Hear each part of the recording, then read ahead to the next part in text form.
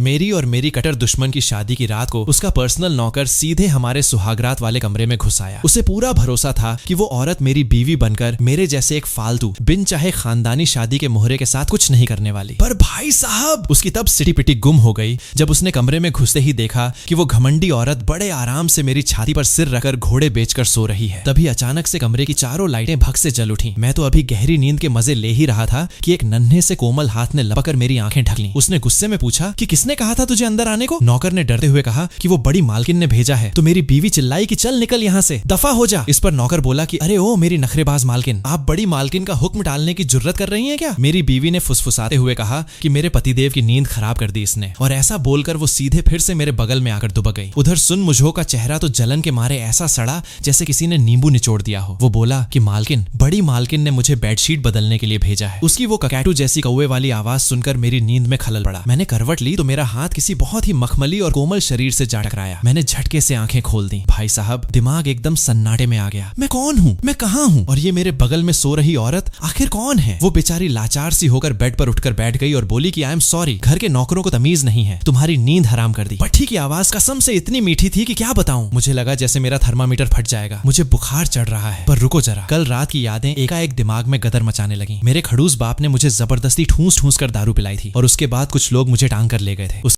के बाद की कहानी बस एक औरत पर आकर रुक गई और फिर मेरा पूरा सिस्टम ही हैंग हो गया, यानी याददाश्त गुल हो गई। उधर नौकर बुदबुदाया कि ये तो एक दो कौड़ी का छोटा मोटा मोहरा है, ये खा कोई तूफान लाएगा। फिर उसने कहा कि मालकिन, बड़ी मालकिन ने जो बात कही थी वो अभी पूरी नहीं हुई। मेरी बीवी बोली कि क्यों, तुझे क्या लगता है कि हम दोनों के बीच कल रात कोई अंडरस्टैंडिंग नहीं हुई? तुझे लग रहा है कि हम बस अपनी अपनी चादर तानकर सो रहे थे? अगले ही पल वो सीधे बेड से खड़ी हो गई और बोली कि अब कुछ और कहना बाकी है। यहाँ जितने लोग हैं सब समझदार हैं। बेड के उस नजारे को देखते ही सन मुझो का तो पूरा कलेजा ही फट गया। वो एकदम सदमे में आ गया और बोला कि ना, ये नहीं हो सकता, कतई नहीं हो सकता। मालकिन तो पूरे इलाके में बर्फ की अप्सरा के नाम से मशहूर हैं। वो खुद किसी के गले कैसे लग सकती हैं, और वो भी इस ऐरे गहरे नथु खैरे मर्द के। इस पर मेरी बीवी गर्जी कि अगर तसल्ली से देख लिया हो तो दफा हो यहाँ से। मेरा घर कोई मुफ्तखोरों का आश्रम नहीं है। कमरे में आखिरकार थोड़ी शांति हुई। मैं अपने भन्नाते हुए सिर को सहला रहा था और वो औरत बगल में बैठी थी। वो मुस्कुराते हुए तिरछी नजरों से मुझे ताक रही थी और बोली कि क्या हुआ, कल रात जो भी गुल खिले सब भूल गए क्या? मैंने 2 मिनट गहरा सोचा और हकीकत को कबूल किया कि वो, मैं तुम्हारी पूरी जिम्मेदारी लूंगा। मेरी इस नर्वस और दबी हुई आवाज को सुनकर उसका मूड एकदम चकाचक हो गया। उस औरत ने मेरा हाथ खींचा और मुझे वापस बेड पर सुला दिया, पर मैंने बिना भनक लगे थोड़ा दूर खिसकने की कोशिश की। उसने मेरी ये चालाकी पकड़ ली और एक कातिलाना मजे लेने वाली मुस्कान के साथ सीधे मेरे मुंह के पास आ गई और बोली कि अच्छा बाबू, तुम मेरी जिम्मेदारी कैसे लोगे? भले ही तुम्हें चू परिवार वालों ने जबरदस्ती यहाँ भेजा है, पर जो हालात हैं उस हिसाब से क्या मुझे भी तुम्हारी जिम्मेदारी नहीं लेनी चाहिए? वो अपनी उंगली से अपनी ठुड्डी को टिक टिक करते हुए सोच रही थी। कसम से बड़ी कयामत और चुलबुली लग रही थी।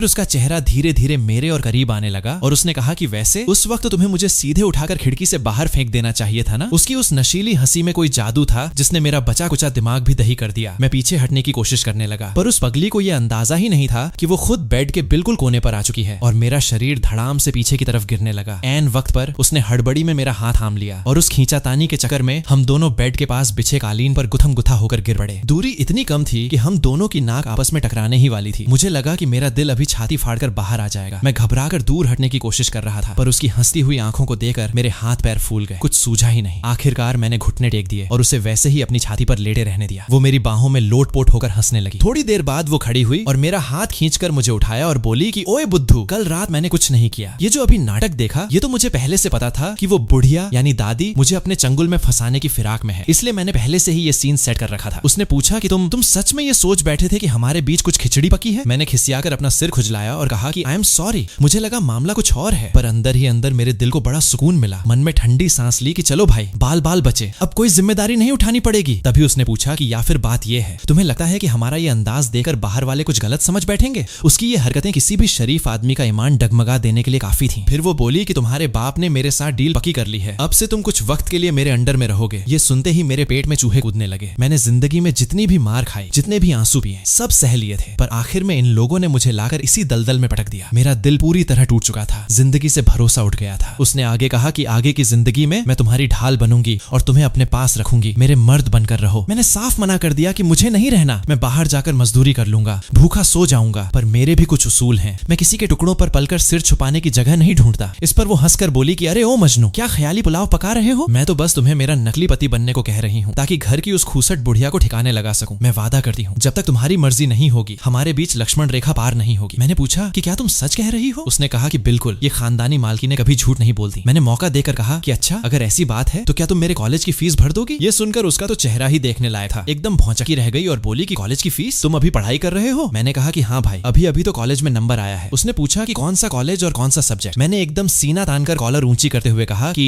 शीडा यूनिवर्सिटी का इलेक्ट्रॉनिक इंजीनियरिंग डिपार्टमेंट। गु लिंगशी को थोड़ा झटका लगा। उसने 2 सेकंड कुछ सोचा और कहा कि ठीक है, तुम्हारी पढ़ाई लिखाई का जो भी रोना है मैं खुद बात करके सब सेट कर दूंगी। मेरा दिल तो बाग बाग हो गया, जान में जान आई। आखिरकार मैं कॉलेज जाकर अपनी पसंद की चीजें पढ़ पाऊंगा। मेरी पूरी उजड़ी हुई दुनिया को इस औरत ने पल भर में रोशन कर दिया था। इस मोड़ पर मैंने उसके खिलाफ अपनी सारी दीवारें गिरा दी। दिल के कोने कोने से सिर्फ दुआएं निकल रही थीं। मैंने उसे पूरी इज्जत के साथ जुबान दी कि मैं तुम्हारा पूरा साथ दूंगा, कसम से कोई रायता नहीं फैलाऊंगा। पर मेरी बात सुनकर गु लिंगशी ने अपना सिर हिला दिया और बोली कि अरे ना बाबा ना, मुझे तुम्हारा इतना सीधा साधा और आज्ञाकारी होना बिल्कुल नहीं जमेगा। जो ज्यादा सीधा होता है दुनिया उसे उतना ही रगड़ती है।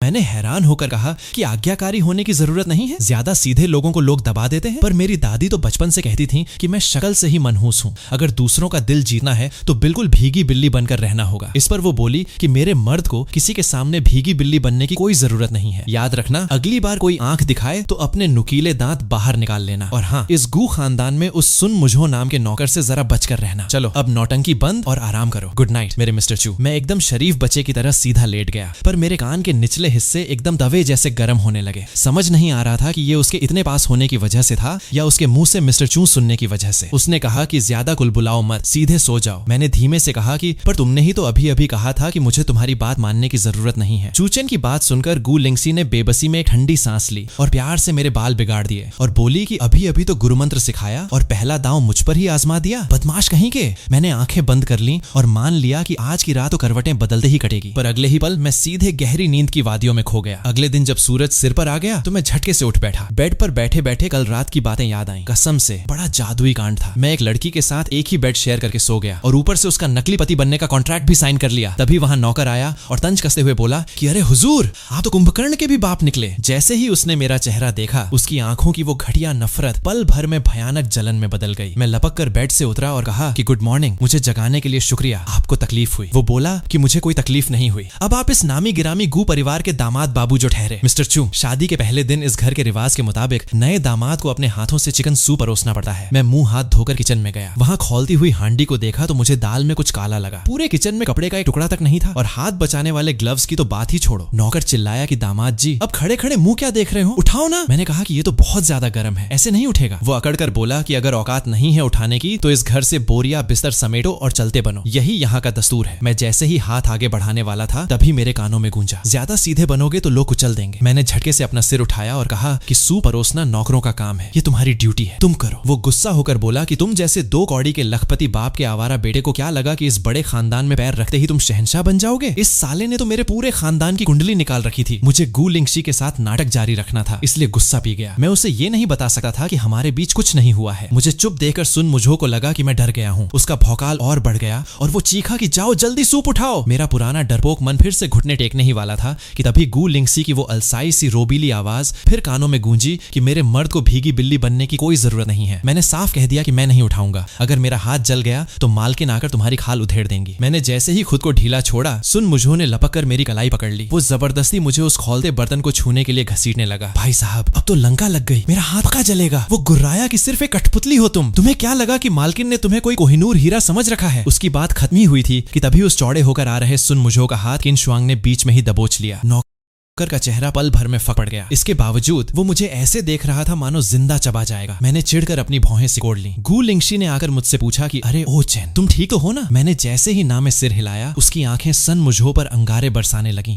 और वो चिल्लाई कि किन शुआंग ने बिना कोई भाव दिखाए उसका हाथ झटका। तब गु लिंगशी बोली कि मालकिन, इसे बड़ी मालकिन ने भेजा था, कह दो कि इसके हाथ पैर गंदे हैं, यानी ये चोर है, इसे वापस पैक करके भेज दो। किन शुआंग की आवाज में कोई उतार चढ़ाव नहीं था जब उसने कहा कि जी मालकिन, पर मेरे दिल में तो जैसे लड्डू फूट रहे रहे थे। वो नौकर से बोली कि मिस्टर सुन, चलिए रास्ता नापिए। सुन मुझो फटी आंखों से उसे देखने लगा और रोता पीटा जमीन पर ही ढह गया कि मैं वापस नहीं जाऊंगा। मैंने अपनी कमर पर सजे उसके हाथ को देखा। कसम से अंदर तक एक अजीब सा सुकून दौड़ गया। ऐसे 2 टके के लोग बस भौंकना जानते हैं। नौकर मन ही मन सोचने लगा कि मैंने कितनी पापड़ बेलकर उस बुढ़िया का भरोसा जीता था ताकि इस लड़की पर नजर रख सकूं। अगर मुझे यहाँ से दुकारा गया तो मेरा पूरा गेम ओवर हो जाएगा, मुझे लात मारकर बाहर निकाल दिया जाएगा। नहीं, मैं ये बर्बादी बर्दाश्त नहीं कर सकता। वो गिड़गिड़ाया कि मालकिन, अगर आपने मुझे वापस भेजा तो बड़ी मालकिन मुझे इस खानदान से बेदखल कर देंगी। मेरी बीवी बोली कि मुझे पता है, पर इससे मेरा क्या लेना देना। ओह हाँ, वैसे तुमने अभी कुछ और भी कहा था ना कि मैं अपने चैन को कोई हीरा नहीं समझती। बाहर पूरी दुनिया में ये हल्ला था कि गू परिवार की बड़ी बेटी बचपन से ही सनकी, बदतमीज और अड़ियल है। वो अपनी मर्जी की मालिक है और उसके विदेश के किस्से तो और भी खूंखार थे। नौकर बोला कि मालकिन, मैं बड़ी मालकिन का वफादार हूँ, आपको मुझे निकालने का कोई हक नहीं है। पर मेरा शरीर अपने आप ही कांपने लगा। उसने मुझसे पूछा कि क्या तुम मुझसे डरते हो? मैं साफ साफ कुछ कह नहीं पा रहा था, पर मुझे उसके चारों तरफ से निकल रही खतरे की महक साफ महसूस हो रही थी। मुझे बचपन की एक बिल्ली याद आ गई। जब एक कुत्ते ने उस बिल्ली को दौड़ाया था तो मैंने डंडा उठाकर उस कुत्ते को भगाया था, पर उस दिन के बाद से वो बिल्ली मुझे देखते ही दुम दबाकर भाग जाती थी। बाद में वो बिल्ली उस खूसट बुढ़िया की चमची बन गई और शर्म हया बेचकर उसकी गोदी में म्याऊं म्याऊं करने लगी। उसने मेरा चेहरा गौर से देखा और सोचा कि लगता है तुम में भी नमकहराम होने के पूरे लक्षण हैं। पर मैं एक ही गलती दोबारा कभी नहीं दोहराती। मैंने उसकी तीखी नजरें महसूस की और सीधे गू लिंगशी की आंखों में झांका। मेरी आंखों में कोई खौफ या भीख नहीं थी, बस एक अजीब सा भोलापन और उलझन थी। उसका दिल अचानक जोर से धड़का और न जाने किस धुन में उसने अपने पंजों पर खड़े होकर मेरे गाल को धीरे से चूम लिया। गू लिंगशी का चेहरा शर्म के मारे टमाटर जैसा लाल हो गया। मुझे लगा कि ये अचानक टपका हुआ मर्द मेरी सोच से कहीं ज्यादा स्पेशल है। ये न सिर्फ मेरे गुस्से को पल भर में ठंडा कर देता है, बल्कि इसके साथ रहने से दिल को बड़ी राहत मिलती है। मुझे लगता है मुझे इससे सच्चा वाला प्यार होने लगा है। अगर ये भी वफादारी से मेरा साथ निभाने को तैयार हो तो मैं इस रिश्ते को 7 जन्मों तक संभाल कर रखूंगी। तभी गू लिंगशी के फोन पर मैंग जिया का वीडियो कॉल आया, जिसने पूछा कि ओए, आज रात तू आ रही है कि नहीं? मेरी छोटी बहन वापस आ गई है। अन्ना ने 1 नंबर ब्रांडेड दारू मंगवाई है, बोल रही है कि आज रात पार्टी मिस नहीं होनी चाहिए। उसने मैंग जिया को देखा, उसकी आंखें एकदम शांत थीं और उसने मना कर दिया कि नहीं आ रही। मैंग जिया हंसते हुए बोली कि तू तो सच में सुधर गई यार। गू लिंगशी ने हंसते हुए फोन काट दिया और अचानक मुझसे पूछा कि क्या तुम मुझसे डरते हो? मैंने अपना सिर झुका लिया, समझ नहीं आया कि क्या बोलूं। मैं जानता था कि वो मुझसे क्या सुनना चाहती है, फिर भी मेरे मुंह से निकल गया कि क्या सच बोलना जरूरी है? मेरी इस बात पर गू लिंगशी खिलखिलाकर हंस पड़ी और मेरा हाथ थामकर बोली कि क्या हुआ, क्या तुम अब भी मुझसे झूठ बोलना चाहते हो? वो मन ही मन सोच रही थी कि मुझे सच में ये लड़का पसंद आने लगा था। इसे अपने पास रखना घाटे का सौदा नहीं था, पर बशर्ते ये उस धोखेबाज बिल्ली जैसा न निकले। मैंने कहा कि मैं डरता हूँ। उसने सोचा कि क्या मुझे इस बुद्धू को एक और मौका देना चाहिए। उसकी आंखों में एक अजीब सी ठंडी धुंध छा गई, लेकिन अगले ही पल मैंने पूरी ताकत से उसके नन्हे हाथ को कसकर थाम लिया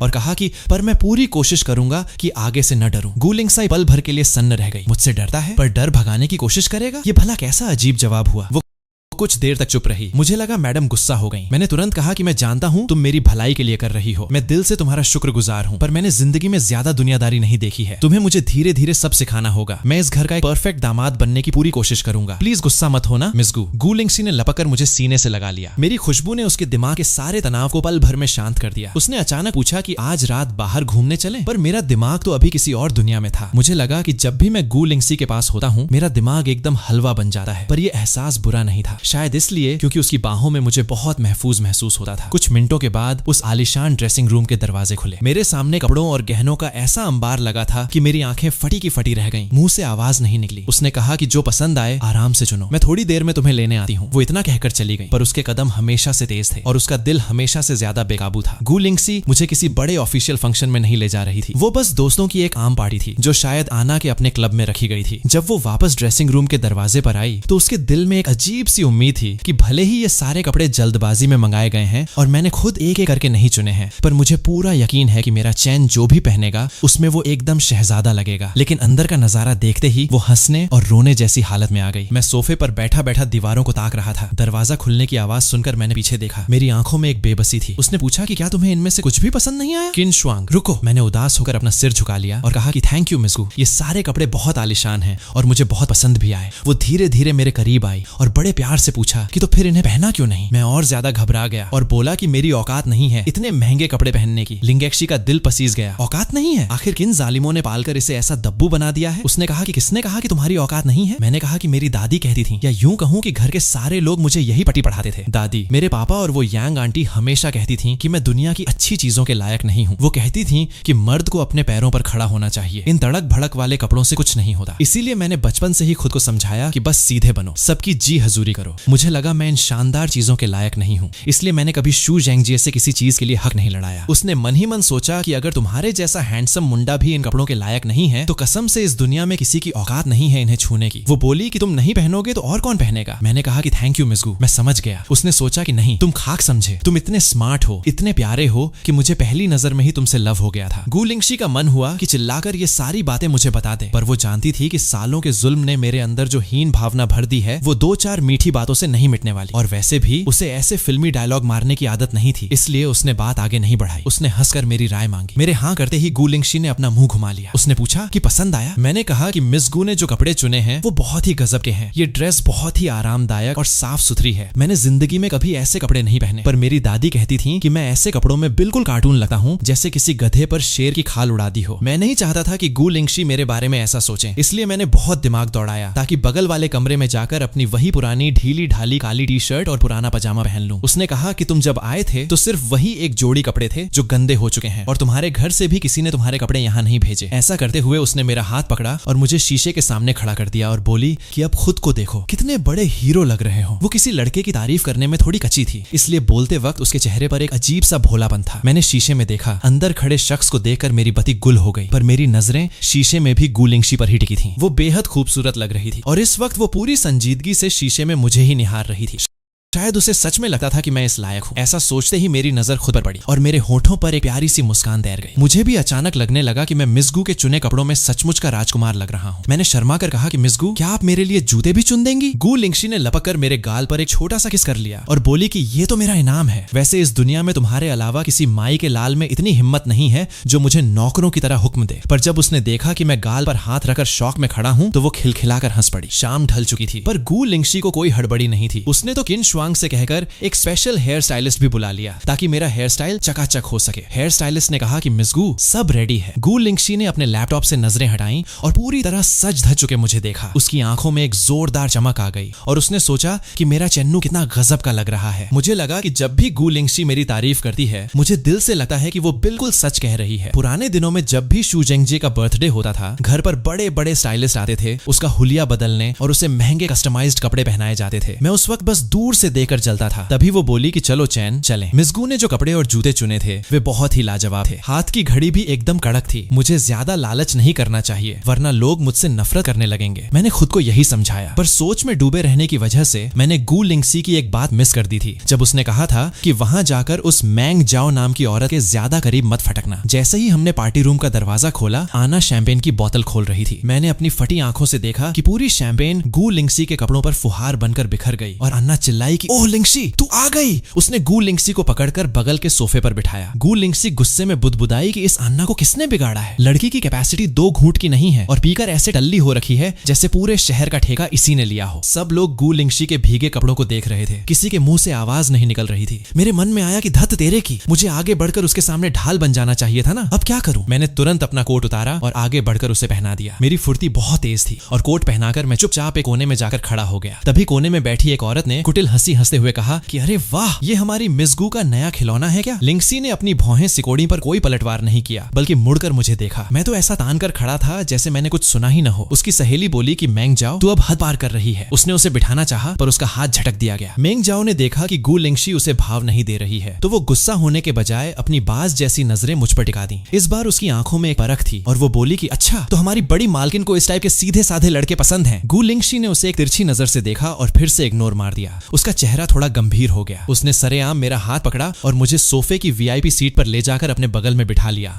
और वेटर से कहा कि इसके लिए जूस लाओ, एकदम फ्रेश और अभी निकाला हुआ। मैंग जाओ ने मुझसे पूछा कि अरे ओ मर्द के बच्चे, तू दारू नहीं पीता क्या? मुझे अंदाजा नहीं था कि वो सीधे मुझसे बात करेगी। मैं एक सेकंड के लिए अवाक रह गया और बोला कि हेलो, मुझे पीना नहीं आता। मैंग जाओ ने मेरा चेहरा गौर से देखा और गू लिंगशी की तरफ देकर आंखें मटकाई कि इतना हैंडसम लड़का तेरे चंगुल में फंस गया। बेचारे की किस्मत ही खराब थी। मेरा चेहरा शर्म से लाल हो गया और मिस मैंग जाओ का ध्यान पूरी तरह मुझ पर टिक गया। मैं और गु लिंगशी एक ही उम्र के हैं। हम बचपन से ही एक दूसरे के जानी दुश्मन रहे हैं। हर छोटी बड़ी चीज में हमारा कंपटीशन होता था, चाहे स्कूल का फर्स्ट आना हो या किसी कंपटीशन का गोल्ड मेडल, स्कॉलरशिप की सीट हो या कोई बड़ा बिजनेस प्रोजेक्ट। हमने कभी एक दूसरे को 1 इंच जगह नहीं दी। और आज मेरी नजर फिर से गु लिंगशी के बगल में बैठे इस लड़के पर टिक गई थी। पुरानी सारी लड़ाइयों में ये लड़की हमेशा मुझ पर भारी पड़ती थी, पर इस मासूम और साफ दिल के लड़के को देखकर मेरे अंदर इसे छीनने का भूत सवार हो गया। मैंग जाओ ने मेरी तरफ देखा और कहा कि बड़ी मुश्किल से तू किसी मर्द को दुनिया के सामने लाई है, जरा हमसे इंट्रो तो करवा। गु लिंगशी ने एक ठंडी हुंकार भरी और कहा कि ठीक है, ये मेरा मंगेतर है। ऐसा कहकर उसने बड़े हक से मेरी बाहों में अपनी बाहें डाल दी। कमरे में सन्नाटा छा गया। लोग 2 मिनट तक स्टैच्यू बने रहे और फिर पूरे कमरे में चीख पुकार मच गई। जाओ शिन तो किसी डरी हुई बिल्ली की तरह सोफे से 3 फीट ऊपर उछल गई। हमारे वकील साहब ने अपना रुतबा दिखाने के लिए नीचे गिरा हुआ चश्मा बड़े स्टाइल से उठाया। म्यू शाओ शाओ ने अपने बगल वाले की पीठ थपथपाई और नशे में एक जोरदार हिचकी ली। इस राज को पहले से जानने वाली मैंग जिया तरस भरी नजरों से अपनी छोटी बहन को देख रही थी।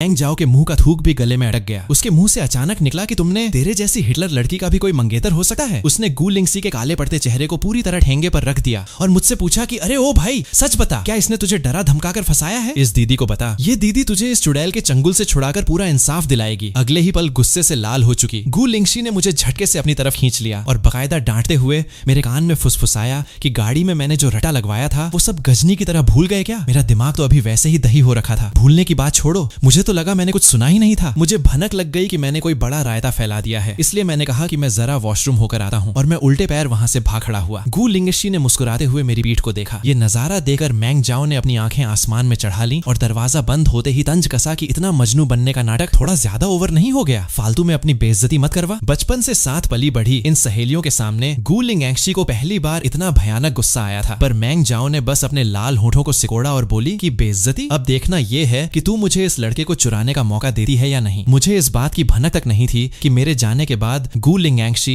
मेरी खातिर मैंग जाओ से बाल खिंचाई करने पर उतारू हो गई थी। मैं वॉशरूम के अंदर गया। इन 2 दिनों से मेरा शरीर एकदम थका थका, सिर भारी और एनर्जी एकदम लो लग रही थी। ये बीमारी शायद अब से शुरू हुई थी जब पहली बार गु लिंगशी मेरे करीब आई थी, या शायद उस रात से ही जब मैंने उसे पहली नजर में देखा था। तभी मुझे बाहर से आवाज आई कि अरे ओ झो खानदान की बड़ी मालकिन, इतना भाव खाने की क्या जरूरत है? यहाँ कोई तीसरा बंदा नहीं है।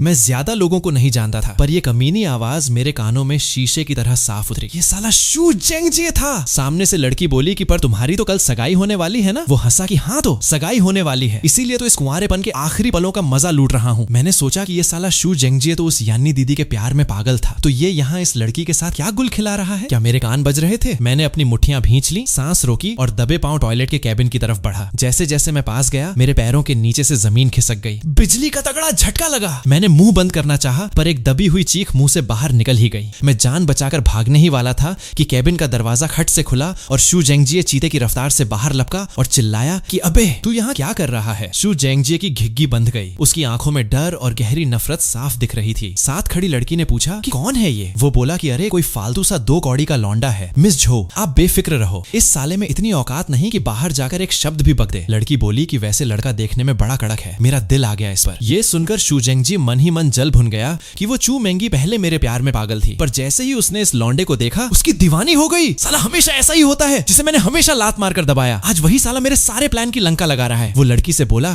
कि मिस झो, आप वैसे भी आजकल किसी नए खिलौने की तलाश में थी ना? लो आज इसी की बलि चढ़ाकर टाइम पास करते हैं। मुझे उन दोनों की ये गंदी भाषा समझ नहीं आ रही थी, पर वो जाओ मेंगी मुझे ऐसे घूर रही थी जैसे मुझे कच्चा चबा जाएगी। रोंगटे खड़े हो गए। मैंने अपनी जांघ पर जोर से चिकोटी काटी। बस यहाँ से भागना है। मोड़ मुड़ते ही गु लिंगशी का कमरा है। अगर मैं उसके पास पहुंच गया तो मेरी जान बच जाएगी।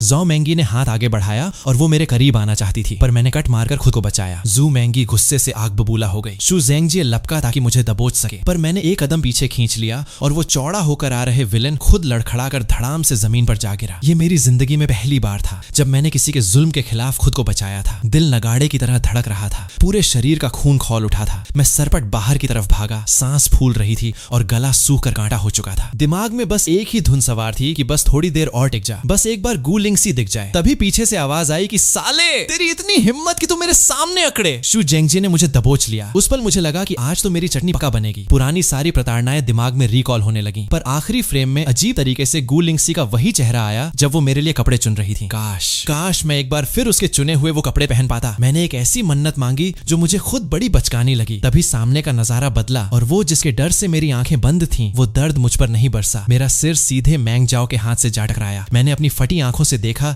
कि शू जेंगजिए और उसके गुर्गों को कॉलर से पकड़ लिया गया था और क्लब के बाउंसर्स ने उन्हें घसीटकर बाहर फेंक दिया। क्लब की लाइटें आंखों में चुभ रही थीं। मैंने नजरें उठाकर मैंग जाओ को देखा तो वो मुस्कुराकर बोली कि क्यों छोटे, ये दीदी तुम्हें कैसी लगी, है ना एकदम धांसू। मैंग जाओ की मुस्कान और गहरी हो गई और वो बोली कि मैंने सुना है तुम आजकल उस खूसट लिंगसी के घर पे रह रहे हो। इस दीदी का स्वभाव बहुत ही कोमल है, दूसरों की सेवा करना भी जानती हूँ और शक्ल से तो अप्सरा हूँ ही, तो क्या ख्याल है चलो इस दीदी के साथ। मेरा दिमाग फिर से चक्कर खाने लगा। मैंने अपने सिर को जोर से सहलाया और बड़ी मुश्किल से होश ठिकाने लाया। आवाज में बिल्कुल दम नहीं था जब मैंने कहा कि मिस गू बहुत अच्छी हैं। जैसे ही मेरे मुंह से ये निकला मुझे खुद पर पछतावा हुआ कि ये बात सुनने में बड़ी फीकी लग रही है। मेरी जुबान कितनी कड़वी है, 2 मीठे बोल भी नहीं फूटते मुझसे। मिस गू ने मेरे बेहोशी का फायदा उठाकर कभी मुझ पर जुल्म नहीं किया, बल्कि उसने तो उन जालिमों को मार भगाया जो मुझे दबाते थे। वो मुझसे बहुत प्यार से पेश आती हैं, कभी मेरी गरीबी का मजाक नहीं उड़ाती और खुद अपने हाथों से मेरे कपड़े करती हैं। मेरी इस मासूम वफादारी को देखकर किसी भी पत्थर दिल का कलेजा पिघल जाता। और वही हुआ उस गू लिंगसी के साथ जो मुझे ढूंढते हुए बाहर आई थी। उसने ऐन वक्त पर देख लिया था कि मैंग जाओ मुझ पर डोरे डाल रही थी। उसने बड़े ही गुस्से में डांट लगाई कि हाथ हटा उससे। मैंग जाओ बोली कि लगता है तू अभी तक इसे पूरी तरह पालतू नहीं बना पाई है, देख जरा ये तो बाहर आकर लोगों पर हाथ भी उठा देता है। पर अभी गू लिंगसी ने तो उसे छुआ तक नहीं था, बस हवा में हाथ हिलाया था। गू लिंगसी ने चिढ़कर कहा कि तू इतनी नौटंकीबाज कब से हो गई रे। वो हंसी कि अब क्या करूं यार, मुझे इस नन्हे मुन्ने बच्चे से इतना तगड़ा प्यार जो हो गया है, खैर मैंने इसकी जान बचाई है और तू इतनी बदतमीजी से पेश आ रही है। मुझे तब याद आया कि मैंने अभी तक मैंग जाओ को थैंक यू भी नहीं बोला था। पर जब मैंने गू लिंगसी के गुस्से से तने हुए चेहरे को देखा तो मेरी हिम्मत जवाब दे गई। मैं चुपचाप गाड़ी में बैठ गया। मैं उसके साथ बेंटले कार की पिछली सीट पर बैठ गया। किन शुआंग ने समझदारी दिखाते हुए बीच का शीशा ऊपर चढ़ा दिया। हम दोनों बिल्कुल सट कर बैठे थे। मुझे साफ महसूस हो रहा था कि मैडम का पारा 7वें आसमान पर है। मैंने डर के मारे घूंट निकला। उधर गू लिंगसी भी चुपचाप मुझे ताक रही थी। उसने अभी मुझे और मैंग जाओ को इतनी पास देखा था। उसने सोचा कि अंदर वॉशरूम में क्या कांड हुआ वो तो मैं चुटकी बजाकर पता लगा लूंगी, पर अभी सबसे बड़ा मुद्दा ये था कि उस मैंग जाओ ने तुझे कहां छुआ। मैंने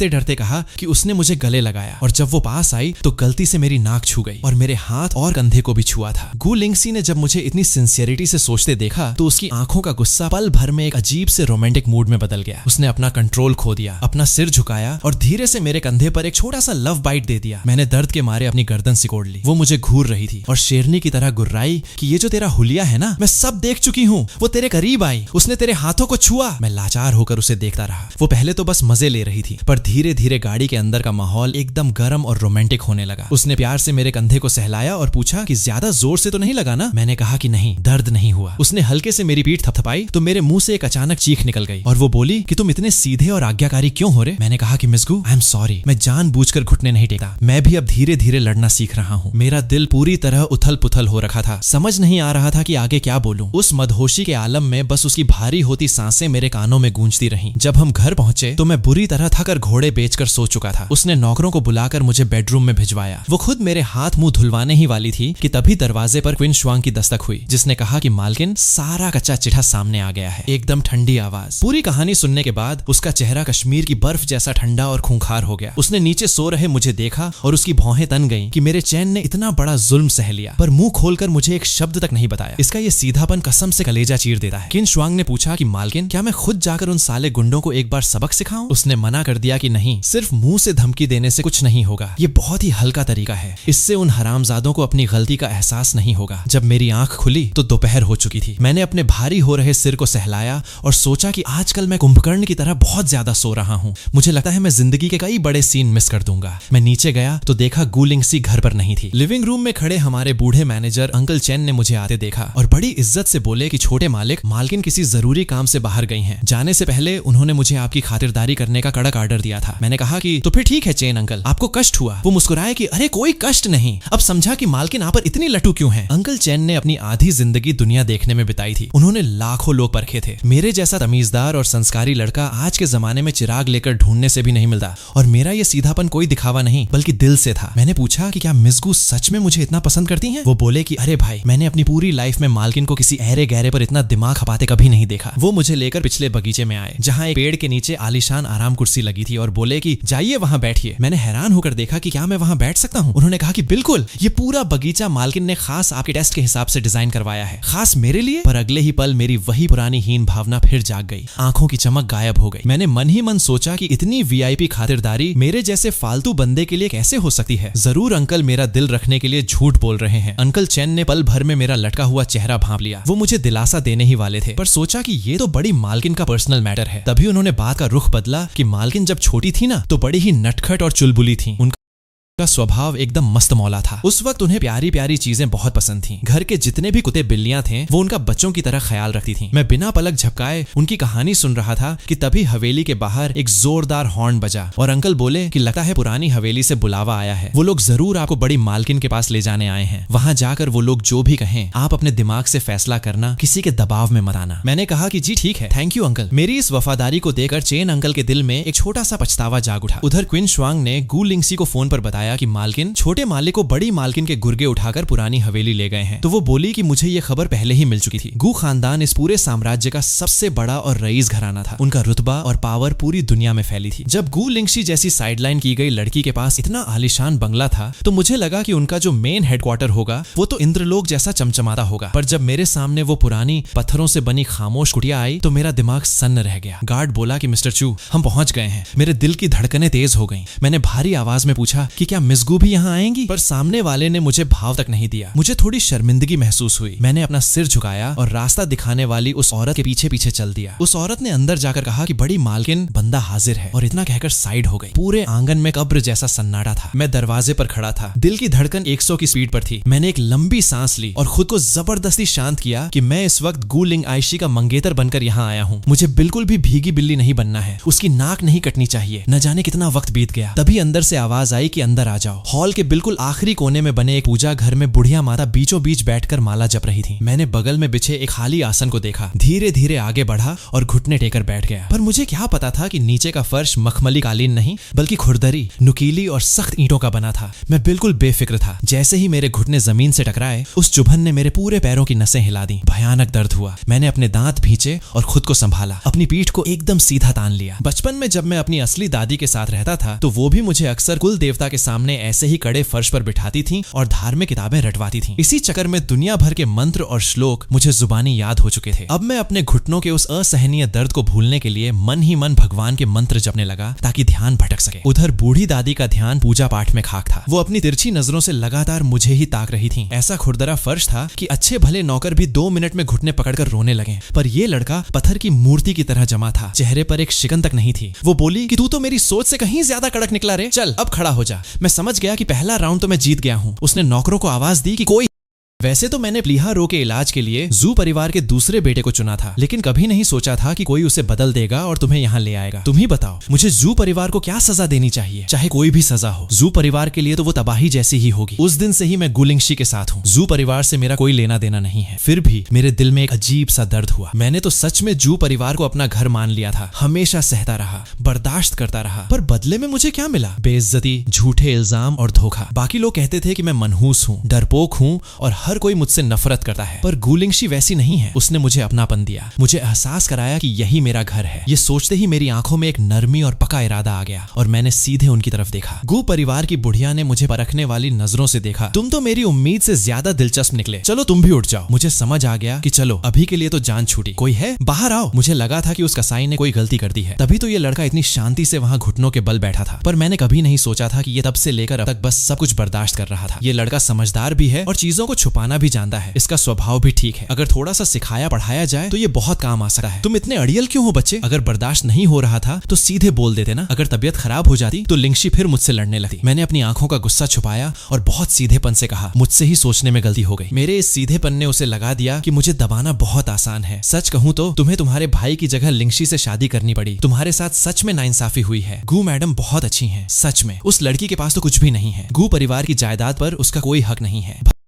भले ही बाहर लोग कहते हैं कि उसकी अच्छी खासी जान पहचान है, पर आखिर में वो सब 2 नंबर के रास्ते हैं। उसकी बड़ी बहन के सामने तो उसकी कोई औकात ही नहीं है। गू मैडम मेरे साथ बहुत अच्छे से रहती हैं। सुनो लड़के, हम एक सौदा करते हैं, कैसा रहेगा? तुम मेरी तरफ आ जाओ और मैं जू परिवार से तुम्हारा बदला लेने में मदद करूंगी, और मेरी दूसरी बेटी के पास गू परिवार के कई बिजनेस हैं। अगर तुम तैयार हो जाओ तो मैं तुम्हें जिंदगी भर ऐशो आराम की गारंटी देती हूँ। उसके हिसाब से मैं गू लिंगशी को काबू में रखने का सबसे बढ़िया जरिया था, इसलिए उसने मुझे बहुत बड़ा लालच दिया। कम से कम उसे तो ऐसा ही लग रहा था। दादी जी, अब जब मैं गू मैडम का हो चुका हूँ तो जाहिर है कि मैं हमेशा गू परिवार और आपके बारे में ही सोचूंगा। मुझे पक्का यकीन है कि उसे समझ आ गया होगा मैं और गू लिंगशी एक दूसरे को पसंद नहीं करते। ये लड़का बस जानबूझकर अनजान बन रहा है। लेकिन वो मेरे चेहरे के भावों में उलझ गई। वो बात आगे बढ़ाने ही वाली थी कि अचानक उसे मेरा 5वां सीनियर भाई दिखा। वो हांफता हुआ अंदर आया। पक्का कोई गड़बड़ हुई थी। मिस कुई, आप ऐसे अंदर नहीं जा सकती। गू लिंगशी गुस्से में अंदर आई। उसने मुझे जमीन पर गिरे हुए देखा और फिर पास में खड़ी गुस्से से लाल गुदादी को देखा। मैंने आज चेन को अकेले इस पुराने घर में आने ही क्यों दिया? मेरे मन में आज चेन को परखने का ख्याल आया ही क्यों? मैं पहले ही आकर उसे घर क्यों नहीं ले गई? अगर उसे खरोंच भी आई तो मैं किसी को नहीं छोड़ूंगी। बड़ी बड़ी बातें मत करो, मैं भी देखती हूँ कि तुम में कितना दम है। तो ये लड़का तुम्हारे लिए इतना जरूरी है। जब किसी के दिल में कोई ऐसा आ जाता है जिसे वो हर हाल में बचाना चाहता है तो उसके हाथ पैर बंध जाते हैं और फिर उसे अपनी उंगलियों पर नचाना बहुत आसान हो जाता है। हॉस्पिटल में हालत कुछ ठीक नहीं थी। इसके शरीर में कई दिनों से अंदरूनी तनाव जमा हो रहा था जो आज अचानक बाहर आ गया। तुम पहले शांत हो जाओ, ये दिक्कत आज की नहीं है। तो पक्का बुढ़िया ने ऐसा नहीं किया होगा। कई दिनों से बहुत ज्यादा सोना, सुस्ती रहना, ये सब इसके शुरुआती लक्षण थे। इस बार का दौरा भले ही खतरनाक दिख रहा है पर जान का कोई खतरा नहीं है। पिछले कुछ दिनों से वो होश में नहीं होगा, बस सोता रहता होगा, इसलिए किसी का ध्यान नहीं गया। अंदरूनी तनाव, ये चीज धीरे धीरे उसे अंदर से खोखला कर रही थी और आज पूरी तरह बाहर आ गई। अच्छी बात यह है कि उसकी बॉडी थोड़ी अलग है। उसका दिल बहुत मजबूत है जिसने उसकी जान बचा ली। अब वो अंदरूनी तनाव अपने आप धीरे धीरे कम हो रहा है। फिलहाल वो खतरे से बाहर है। वो हॉस्पिटल के बेड पर था। मैं वहां चुपचाप लेटा हुआ था, जैसे बस सो रहा हूँ। चेन, तुम बहुत बदमाश हो। तुमने चुपके से मेरा दिल चुरा लिया।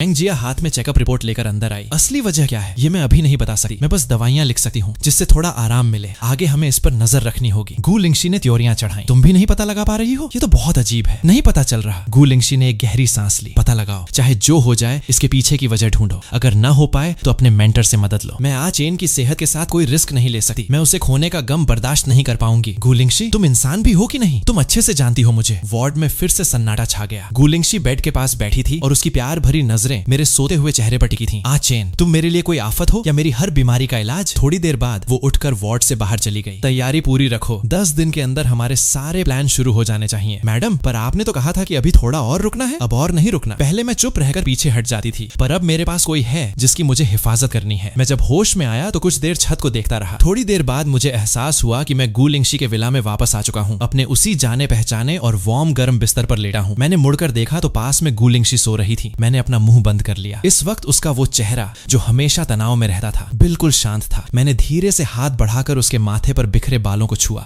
मैंने डरकर अपना हाथ पीछे खींच लिया। अच्छा, वो नींद में बड़बड़ा रही थी। मैं गू लिंगशी के उस खूबसूरत चेहरे को देखता रहा और मेरे दिमाग में वही प्यार भरा नाम गूंजता रहा। मैं जल्दी से उठकर बाथरूम गया और ठंडे पानी से मुंह धोया। जरा होश में आओ तुम। पहले मैं बहुत कमजोर था, डर डर के जी रहा था, पर जब से गू लिंगशी से मिला हूँ मेरे दिल में ऐसी उम्मीदें जागने लगी हैं जो पहले कभी नहीं थी। वो इतनी कमाल की है, मैं उसके लायक कैसे बनूंगा? मैं यही सब सोचते हुए बेडरूम में वापस आया और फर्श पर पड़े कपड़ों से फिसलते फिसलते बचा। शायद वो कल रात जब वापस आई तो बहुत थकी हुई होगी, इसलिए कपड़े यहीं फेंक दिए होंगे। गू मैडम तो मेरी सोच से भी ज्यादा प्यारी हैं। मैं कोट उठाने के लिए नीचे झुका। उसकी जेब से कुछ नीचे गिरा और मैं अचानक सपका गया। जो गू लिंगशी अभी सो रही थी वो अचानक जाग गई। उसने नींद भरी आंखों से मेरी तरफ देखा। मैंने बिना सोचे समझे तुरंत अपने दोनों हाथ पीछे छुपा लिए। तुम क्या छुपा रहे हो? मैं कुछ नहीं छुपा रहा। अगर कोई और मुझसे कुछ छुपाता या झूठ बोलता तो मैं उसे कभी नहीं छोड़ती, पर जब बात चेन की हो तो मेरा दिल सख्त नहीं हो पाता। वो उठकर मेरे सामने आई। मेरी हिम्मत नहीं हो रही थी उसकी तरफ देखने की। मैंने उस चीज को हाथ में कसकर पकड़ रखा था, पर मैं जितना छुपा रहा था गू लिंगशी उतना ही जानना चाहती थी कि आखिर ऐसी क्या चीज है जिसके लिए चेन मुझसे झूठ बोल रहा है। उसने अपनी गोरी सी हथेली मेरे आगे बढ़ाई। निकालो इसे। अगर तुम खुद नहीं दिखाओगे तो फिर मुझे खुद ही देखना पड़ेगा। मेरा वो मतलब नहीं था। मैंने धीरे से अपना हाथ आगे बढ़ाया। हथेली खोली तो वो चौकोर सी चीज सामने आ गई। गू लिंगशी ने जैसे ही उसे देखा उसका चेहरा शर्म से लाल हो गया। ये वो चीज थी जो उस दिन हुई मेंग जिया ने मुझे दी थी और मैंने उसे यूं ही जेब में रख लिया था। सोचा नहीं था कि ये इस तरह गिर जाएगी और आज चेन इसे उठा लेगा। कितनी शर्म की बात है। छोटी चीजें अक्सर गिर जाती हैं, मैं इसे संभाल कर रख देती हूँ। गुलिंगशी ने जब मेरा सीधा सादा चेहरा देखा तो उसके चेहरे पर एक शरारती मुस्कान आ गई। उसने वो चीज दोबारा हाथ में ले ली। वैसे मेरी ऐसी चीजें जेब में लेकर घूमने की आदत नहीं है। उसने ये बात बहुत संजीदगी से कही, पर मेरा दिल जोर से धड़क रहा था। मुझे समझ नहीं आ रहा था कि मैं खुश हूँ या क्या, पर फिर भी मेरे मुंह से निकल गया। बाहर जाते वक्त ऐसी चीज साथ रखने से थोड़ी तसल्ली रहती है। गुलिंगशी ने मुझे छेड़ते हुए कहा, तुम्हारे इस कहने का क्या मतलब है? मैं कुछ बोलने ही वाला था कि मुझे अपनी गलती का एहसास हुआ। गुलिंगशी का चेहरा थोड़ा लाल हो गया। उसने हाथ बढ़ाकर मेरी आंखें बंद कर दी। आ चेन, तुम अभी क्या कहना चाहते थे? मैंने थोड़ी देर सोचा और फिर कहा, गु मैडम, आई एम सॉरी। आजकल मेरा दिमाग थोड़ा सुस्त रहता है, बिना सोचे समझे बोल देता हूँ। मेरी आवाज में थोड़ी झल्लाहट थी। गुलिंगशी ने हाथ हटाया। कोई बात नहीं, ज्यादा सोया करो ताकि एनर्जी वापस आए। उसने हाथ बढ़ाकर मेरे सिर के बाल बिखेर दिए। इतना सोओगे तो कहीं बुद्धू ना बन जाओ। गुलिंगशी हल्के से हंसी। ऐसा नहीं होगा, हम अच्छे से ध्यान रखेंगे। जब आ चेन के शरीर का वो अंदरूनी तनाव पूरी तरह खत्म हो जाएगा तो मैं जिया से कहकर कोई ताकत की दवा बनवाऊंगी। आओ, मैं तुम्हारी चोट पर दवा लगा देती हूँ। बुद्धू, मुझे लगा कि मैं कोई सपना देख रहा हूँ। इतनी चोट लगी है, कुछ दिन बाहर मत जाना, थोड़ा बर्दाश्त करना। उसने बहुत आराम से मेरे जख्म पर दवा लगाई। मेरी नाक में थोड़ी सनसनी हुई। मैं धीरे से उठकर उसके सहारे टिक गया। क्या हुआ? गुलिंगशी, थैंक यू, तुम बहुत अच्छी हो। तुम्हारे लिए तो मैं कुछ भी कर सकता हूँ। अब सो जाओ, कल बहुत सारे काम हैं। गुलिंगशी की आंखों में एक पल के लिए तीखापन आया। मैं सिमट कर गहरी नींद में सो गया। पर गुलिंगशी मेरे सोने के बाद कपड़े बदलकर कमरे से बाहर निकल गई। मैडम, हम तैयार हैं, चल सकते हैं। रात बहुत घनी थी। मेरे सपने में सिर्फ अंधेरा था। एक छोटा सा बच्चा कोने में दुबका हुआ कांप रहा था। डर के मारे उसके मुंह से आवाज नहीं निकल रही थी। ये तब का सीन था जब मैं 8 साल का था और लोग मुझे परेशान करते थे, जलील करते थे। उस औरत का चेहरा तो धुंधला हो चुका था, पर मुझे आज भी वो डरावनी गंध याद है जो उससे आती थी। फोन की घंटी से मेरी नींद खुली। मैं झटके से उठ बैठा और अपने दिल पर हाथ रख लिया। मैं जोर जोर से सांसें ले रहा था। आ चेन, मैं वहां से भाग निकला हूँ, बस तुम्हारे पास ही आ रहा हूँ। मैंने कपड़े पहने और उस पते पर गली के एक पब में पहुंच गया। ये एक शरीफों का पब है, यहाँ बच्चों का आना मना है। सॉरी, पर मैं बालिग हूँ। मैंने अपने कपड़ों की तरफ देखा। ये गुलिंगशी ने मेरे लिए चुने थे। इन्हें पहनकर पब में आना थोड़ा अजीब लग रहा था। अगर मुझे पहले पता होता कि सूजी ने मुझे ऐसी जगह बुलाया है तो मैं कभी ये कपड़े पहनकर नहीं आता। बालिग, तुम तो स्कूल के बच्चे लग रहे हो, जल्दी घर जाओ, यहाँ बहुत अजीब लोग आते हैं। ये तुम्हारे जैसी जगह नहीं है। मैंने अपना आईडी कार्ड निकालकर आगे बढ़ा दिया। उस लंबे चौड़े आदमी ने आईडी कार्ड को उलट पुलट कर कई बार देखा। उसकी आंखें फटी की फटी रह गईं। अरे, तुम तो सच में बालिग हो। उसने अपना सिर खुजलाया और मुझे अजीब नजरों से देखा। सुनो, अगर कोई अनजान इंसान तुम्हें ड्रिंक दे तो उसे हाथ भी मत लगाना, और अगर कोई मुसीबत आए तो जोर से चिल्लाकर आवाज देना, लून भाई, मैं अंदर आकर तुम्हारी मदद करूंगा। मैंने उस आदमी को देखा। मेरे दिल में एक तसल्ली सी हुई। कुछ लोग दिखने में बहुत शरीफ होते हैं पर हरकतें घटिया होती हैं, और कुछ लोग दिखने में सख्त होते हैं पर दिल के बहुत साफ होते हैं। Thank you. वो जाते हुए मुझे चिंता से देखता रहा। मैं जैसे ही अंदर गया मुझे तुरंत एक अजीब और बुरी नजर का एहसास हुआ। आ चेन चुपचाप एक कोने में बैठी मुझे इशारा कर रही थी। मैं तेजी से उसकी तरफ बढ़ा। तुम अभी भी इतने शर्मीले क्यों हो? लगता है तुम्हारी तबीयत अब काफी बेहतर है। थोड़े तगड़े भी लग रहे हो। आजकल गुलिंगशी के साथ खाना खाता हूँ ना, जबरदस्ती बहुत ज्यादा खाना पड़ता है, पर इतनी जल्दी वजन तो नहीं बढ़ेगा। मैं पहली बार किसी पब में आया हूँ। सच कहूँ तो मैं कब से ऐसा करना चाहता था, पर जैसे ही रिजल्ट आया घर वालों ने जबरदस्ती दोबारा तैयारी करने के लिए भेज दिया। तुम्हें अंदाजा नहीं है वहाँ के टीचर्स कितने सख्त हैं। मैं सुबह मुर्गों से पहले उठता हूँ, कुत्तों से लेट सोता हूँ और सुअरों से ज्यादा खाता हूँ। चेन, मुझे सच में तुमसे बहुत जलन होती है कि तुम्हारा इतने बढ़िया कॉलेज में एडमिशन हो गया। उसने ये कहते हुए मिस्टीरियस अंदाज में मेरी तरफ देखा। मैंने तुम्हारे लिए एक गिफ्ट तैयार किया है। मैं होश में आया। ये मेरी बचाई हुई पॉकेट मनी है। मेरी माँ ने कहा था कि अगर मैं दोबारा पढ़ाई करूंगा तो वो मुझे ये वापस दे देंगी। मुझे ये मिलने के अगले ही दिन वहाँ भेज दिया गया। तुम्हें देने का मौका ही नहीं मिला। उसने अपनी ड्रिंक का एक घूंट लिया और ऐसे दिखाया जैसे ये कोई बड़ी बात नहीं है, पर मैं जानता था कि उस जैसी बेपरवाह अमीर लड़की का उस बंद स्कूल में दोबारा पढ़ने जाना सिर्फ इसलिए था क्योंकि वो मुझे सच में अपना पक्का दोस्त मानती थी। मैंने बैंक कार्ड वापस उसकी तरफ बढ़ा दिया। आजी, गु मैडम ने मेरी कॉलेज की फीस भरने का वादा किया है। Thank you. पर फिर तो मेरी ये कुर्बानी बेकार चली गई ना। अरे रुको, ये गु मैडम कौन है? हेलो हैंडसम, क्या हम एक ही टेबल पर बैठ सकते हैं? सूजी ने चिढ़कर मना कर दिया। सॉरी, पर ऐसा नहीं हो सकता। मैं यहाँ किसी की मदद करने नहीं आया हूँ। मैं ऐसी लड़कियों को भाव भी नहीं देता। ये सीट आपके लिए खाली है। हमें कुछ काम है, हम चल रहे हैं। अरे हैंडसम, इतनी जल्दी क्या है? हमारे पास पब की एक नई स्पेशल ड्रिंक है, टेस्ट करके तो देखो। ऐसी अजीब चीजों को तो हाथ भी नहीं लगाना चाहिए। सॉरी, हम ड्रिंक नहीं करते। ये शराब नहीं है, ये तो हमारे पब का स्पेशल जूस है, बहुत टेस्टी है। आप दोनों ट्राई कीजिए। हमें नहीं चाहिए, प्लीज रास्ता छोड़िए। हैंडसम, आपको चाहिए या नहीं ये आप तय नहीं करेंगे, है ना? मैं बहुत घबरा गया। मैंने आसपास देखा कि क्या मैं सूजी को लेकर सीधे यहाँ से भाग सकता हूँ। कहा ना हमें नहीं चाहिए, समझ नहीं आता क्या? उसने सामने वाले के हाथ से ग्लास को दूर किया और मैंने जल्दी से सूजी को अपने पीछे कर लिया। पास की 2 टेबल्स पर बैठे लोग ये देखकर खड़े हो गए और हमें घेर लिया। तेवर तो बहुत तीखे हैं, जरा इन्हें हमारे साथ अंदर ले चलो। आसपास के लोग धीरे धीरे आगे बढ़ने लगे। सूजी पहले तो बहुत चौड़ में थी, पर जब उसने उन लोगों की खतरनाक आंखें देखी तो वो पहली बार सहम गए। ऐसे माहौल को देखकर मेरा दिमाग बिल्कुल सन्न हो गया था। आजी भागो! मैंने उसका हाथ पकड़ा और जो रास्ता सही लगा उस तरफ भागने की सोची, पर हमारे पीछे काफी लोग थे। मैं उस औरत को नहीं जानता था, पर मुझे उस खौफ का अच्छे से एहसास था जो वो दे रही थी। 10 साल पुरानी यादें ताजा हो गईं और मैं बस वहां से किसी भी तरह भागना चाहता था। उस आपाधापी में टेबल कुर्सियां पलट गईं। मेरा पहला रिएक्शन था कि मैं मुड़कर सूजी को बचाऊं, पर उसने मुझसे पहले मुझे अपने नीचे छुपा लिया। बड़ी दोस्ती निभा रहे हो। हम दोनों को वहीं दबोच लिया गया। मैं पूरी तरह टूट गया। मेरे दिमाग में पुराने सारे काले साए तैरने लगे। तुम किसी काम के नहीं हो, तुम किसी की हिफाजत नहीं कर सकते, हमेशा दूसरों के भरोसे रहते हो, तुम इस दुनिया में जी ही क्यों रहे हो? ओए, मैंने तुमसे कहा था ना कि कोई दिक्कत हो तो लुन भाई को आवाज देना। झाओ। लुन की आवाज किसी भगवान के वरदान जैसी लगी। दूसरी तरफ एक बेसमेंट में ये सोचकर ही मुझे गुस्सा आ रहा है कि उस औरत की नियत आज चेन पर खराब थी। लिंगशी, जो भी सबूत हमने जुटाए हैं उन्हें पुलिस को दे दो ताकि उसे कानूनन सजा मिले। मैडम, ऊपर कुछ लफड़ा हो गया है। तुम लोगों से इतनी छोटी सी चीज भी नहीं संभलती क्या? वो मोयू के लोग हैं। अन्ना का चेहरा उतर गया। मोयू? हमारे लोग उससे क्यों उलझेंगे? अचानक मोयू का ख्याल आया। उस चेहरे को याद करके मैं कांप उठी। लिंगशी, मुझे बचाओ। मोयू का स्वभाव बहुत अजीब है। वो अपनी मर्जी की मालिक है। कोई भी उससे पंगा नहीं लेना चाहता। इसलिए मैंने गु लिंगशी को साथ आने को कहा ताकि हिम्मत बनी रहे। इसे डरना नहीं कहते, इसे कहते हैं लोहे को लोहे से काटना। सुना है कि 2 लड़कों के चक्कर में लुन भाई बीच बचाव करने गए हैं। लुन भाई अब 50 साल के होने वाले हैं। वो थोड़ा शांत क्यों नहीं रह सकते? उन्होंने मुझ पर बहुत एहसान किए हैं।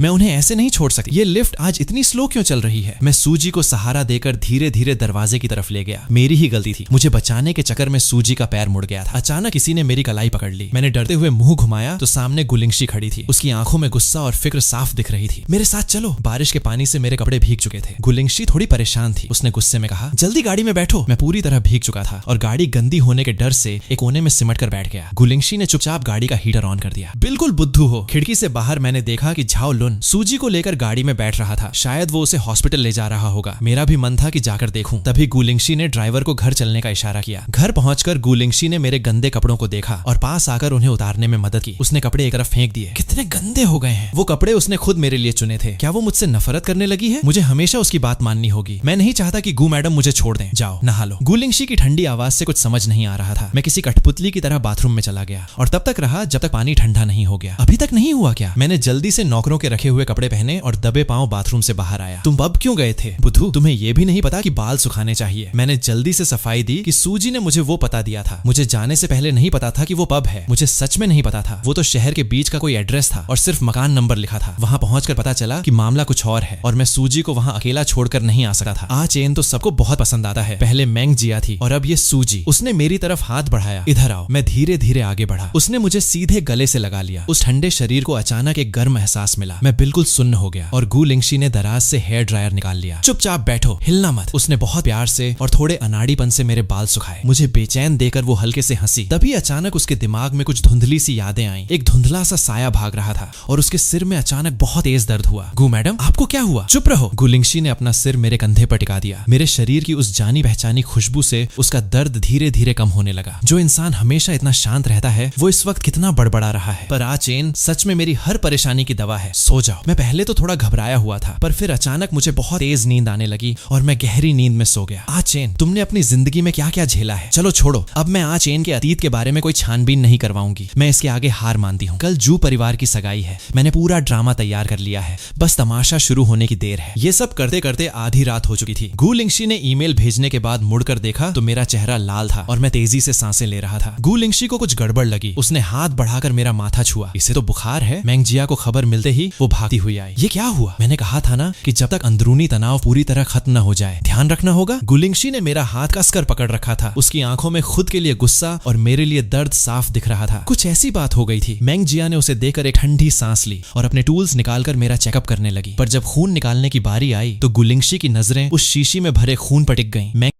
जिया ने उसकी नजरें भांप लीं। क्या हुआ? तुम्हें कुछ अजीब नहीं लग रहा? मैंग जिया ने उसकी नजरों का पीछा किया और थोड़ी देर बाद अपना सिर हिलाया। अजीब? क्या अजीब है? गु लिंगशी की आवाज बहुत पकी थी। उसका दिल बहुत कमजोर लग रहा है। मैंग जिया ने रोशनी में ध्यान से देखा। इसकी बॉडी का ब्लड सर्कुलेशन आम लोगों जैसा नहीं है। कुछ तो गड़बड़ है। ये बात बाहर नहीं जानी चाहिए। पिछली बार जिसने छुपकर हमला किया था उसका कुछ पता चला क्या? अभी नहीं। मेरे ज्यादातर लोग देश से बाहर हैं। उन्हें वापस बुलाने में थोड़ा टाइम लगेगा। नहीं तो अब तक उस इंसान को ढूंढ निकाला होता। तो तुम ग्रुप में एक बार मैसेज क्यों नहीं डाल देती? वो लोग दिन भर खाली बैठे रहते हैं। हैं, खासकर मुंह श्याओ श्याओ। उसने तो मेरे घर की हालत खराब कर रखी है। अच्छे दोस्त तो एक दूसरे की मदद करते ही हैं, पर तुम हमेशा मेरा ही खून क्यों चूसती हो? हाँ, दवा मैंने वहाँ रख दी है, कल उसे खिला देना। उसकी बॉडी थोड़ी अलग है, इतनी जल्दी कुछ नहीं होगा। ठीक है, रुको, क्या हुआ? मेरे सिर में फिर से दर्द हो रहा है। मानना पड़ेगा, तुम दोनों एक दूसरे के लिए ही बने हो। गु लिंगशी ने उसे एक गुस्से वाली नजर से देखा। इस बार क्या का दिखा? गु लिंगशी ने अपनी आंखें सिकाड़ी और याद करने की कोशिश की। एक फटे पुराने कपड़ों में लड़का, बहुत तेज बारिश, उसके हाथ में शायद कुछ था, कुछ और, बस इतना ही। मुझे नहीं पता वो कौन है, मुझे नहीं पता वो कौन सी जगह है, और ना ही ये पता है कि वहाँ क्या हुआ था। पहले के सारे टेस्ट तो नॉर्मल आए थे, तुम्हारी बॉडी बिल्कुल ठीक है और मेंटल हेल्थ में भी कोई दिक्कत नहीं है। तो क्या ऐसा हो सकता है कि तुम कुछ भूल गई हो? तुम्हारा मतलब है कि ये मेरा खुद का पास्ट है जो मैं भूल चुकी हूँ? नहीं, मैं नहीं भूल सकती लिंगशी। कोई भी अपनी लाइफ की हर एक छोटी बात याद नहीं रख सकता। गुलिंगशी चुप रही। उसके दिल में पहली बार खुद को लेकर शक हुआ। क्या सच में ऐसा हुआ है कि अनजाने में मैं अपनी जिंदगी का एक हिस्सा भूल चुकी हूँ? अगली सुबह अंकल चेन बात करने आए। यंग मास्टर, मैडम ने मुझे आपको बताने के लिए कहा है कि आज शाम को आपको एक पार्टी में जाना है और उन्होंने खास तौर पर मुझे आपको शॉपिंग पर ले जाने के लिए कहा है। अंकल चेन ने देखा कि मैं कुछ सोच रहा हूँ तो उन्होंने मुझे दिलासा दिया। मैडम ने मुझसे ये भी कहने को कहा था कि वो आपसे नाराज नहीं है, लेकिन अगर आप हमेशा ऐसे ही उदास रहेंगे तो वो सच में नाराज हो जाएंगी। Thank you uncle chain. मैं असल में सूजी और झाओलुन की फिक्र कर रहा था। सुबह भले ही सूजी ने मैसेज करके कहा था कि वो ठीक है, पर फिर भी मेरा दिल नहीं मान रहा था। मुझे लग रहा था कि एक बार हॉस्पिटल जाकर उन दोनों को देख आना चाहिए। अगले ही पल मैं मॉल के दरवाजे पर अकेला खड़ा था। धीरे से मेरी घबराहट फिर बढ़ गई। वो अनजान जगह देखकर मैं थोड़ा असहज हो गया। जब मैं सोच ही रहा था कि यहाँ से चला जाऊं या नहीं, तभी आवाज आई, यहाँ अकेले खड़े खड़े क्या कर रहे हो? मैं डर कर मुड़ा और अचानक मेरा पैर फिसल गया। मैंने बिना सोचे सीधे उसे गले लगा लिया। आसपास लोग आ जा रहे थे। मैंने जल्दी से उसे छोड़ा और माफी मांगी। आई एम सॉरी। अरे हमेशा माफी मत मांगा करो, मैं सुन सुनकर थक गई हूँ। उसने मुंह से तो ऐसा कहा, पर उसकी आंखों में साफ मुस्कान थी। उसने मेरे सादे कपड़ों को देखा और सीधे मेरा हाथ पकड़कर अंदर ले गई। चलो गु मैडम, क्या आप सच में मुझसे नाराज नहीं है? चेन, तुम मेरे सामने इतने बुद्धू क्यों बन जाते हो? वैसे तुम्हारा दिमाग तो बहुत तेज है, तभी तो इतने बड़े कॉलेज में एडमिशन हुआ। तारीफ के लिए शुक्रिया। फिर उसने मेरे चेहरे को थोड़ा छुआ। गुलिंगशी मुझे मॉल की सबसे ऊपरी मंजिल पर ले गई। यहाँ बहुत कम लोग थे। सच कहूँ तो मैं कभी शॉपिंग पर नहीं गया था। पहले स्कूल और फिर जू परिवार के घर में ही रहता था। अब यहाँ जो भी देख रहा था सब नया लग रहा था। ये पसंद है? गुलिंगशी ने मेरी नजरों का पीछा किया, जो आखिर में एक जोड़ी ईयररिंग्स पर टिक गई थी। तुम्हारे कान तो छिदे हुए नहीं है। मैंने जल्दी से अपनी नजरें हटाई। मुझे कुछ नहीं चाहिए। उसने सेल्स गर्ल से कहा। मैंने जो घड़ी बुक की थी, जरा वो दिखाना। जी मैडम। सेल्स गर्ल ने मुस्कुराते हुए एक बॉक्स निकाला। उसे धीरे से खोला। अंदर एक बहुत ही शानदार मेंस वॉच थी। पसंद आई? ये घड़ी मैंने आज चेन से मिलने के दूसरे दिन ही ऑर्डर कर दी थी। सोचा था उसे पहली मुलाकात के गिफ्ट के तौर पर दूंगी। मैं ये नहीं ले सकता। तुमने ये नहीं कहा कि पसंद नहीं आई, इसका मतलब तुम्हें पसंद है। ये मैंने खास तुम्हारे लिए बनवाई है, पर ये बहुत महंगी होगी। लगता है आज चेन को मेरी हैसियत का अंदाजा नहीं है। मेरे दिमाग में गू परिवार की बुढ़िया की वो बात घूमने लगी। गू मैडम, पैसे सही जगह खर्च करने चाहिए। इसे पैक कर दो, फिक्र मत करो, ये तो बस आम खर्च है। मेरा शक दूर करने के लिए गुलिंगशी मुझे एक और चक्कर लगवाने ले गई। इस बार उसने मुझसे पूछा तक नहीं। जहां भी मेरी नजर एक पल के लिए रुकती, वो उसे पैक करवा देती। मैंने देखा कि वो बिना पलक झपकाए कार्ड स्वाइप कर रही थी। मैंने अपना सिर नीचे कर लिया और यहाँ वहाँ देखना बंद कर दिया। जब हम डिजाइनर सूट्स वाले एरिया से गुजरे तो गुलिंगशी को एक सूट पसंद आया। मिस गू, ये सूट पहले से ही बुक हो चुका है। किसने किया है? ये जू परिवार के जू झेंगजी का है। वो इसे आज शाम की सगाई में पहनने वाले हैं। गुलिंगशी ने ये सुनकर एक शरारती मुस्कान दी और अपना फोन निकालकर किसी को मिलाया। दूसरी तरफ, क्या इस वक्त मुझसे कह रहे हो कि स्टॉक में नहीं है? जू झेंगजी को इतना गुस्सा क्यों आ रहा है? समझ नहीं आता कि एक ही बाप के बच्चे होने के बाद भी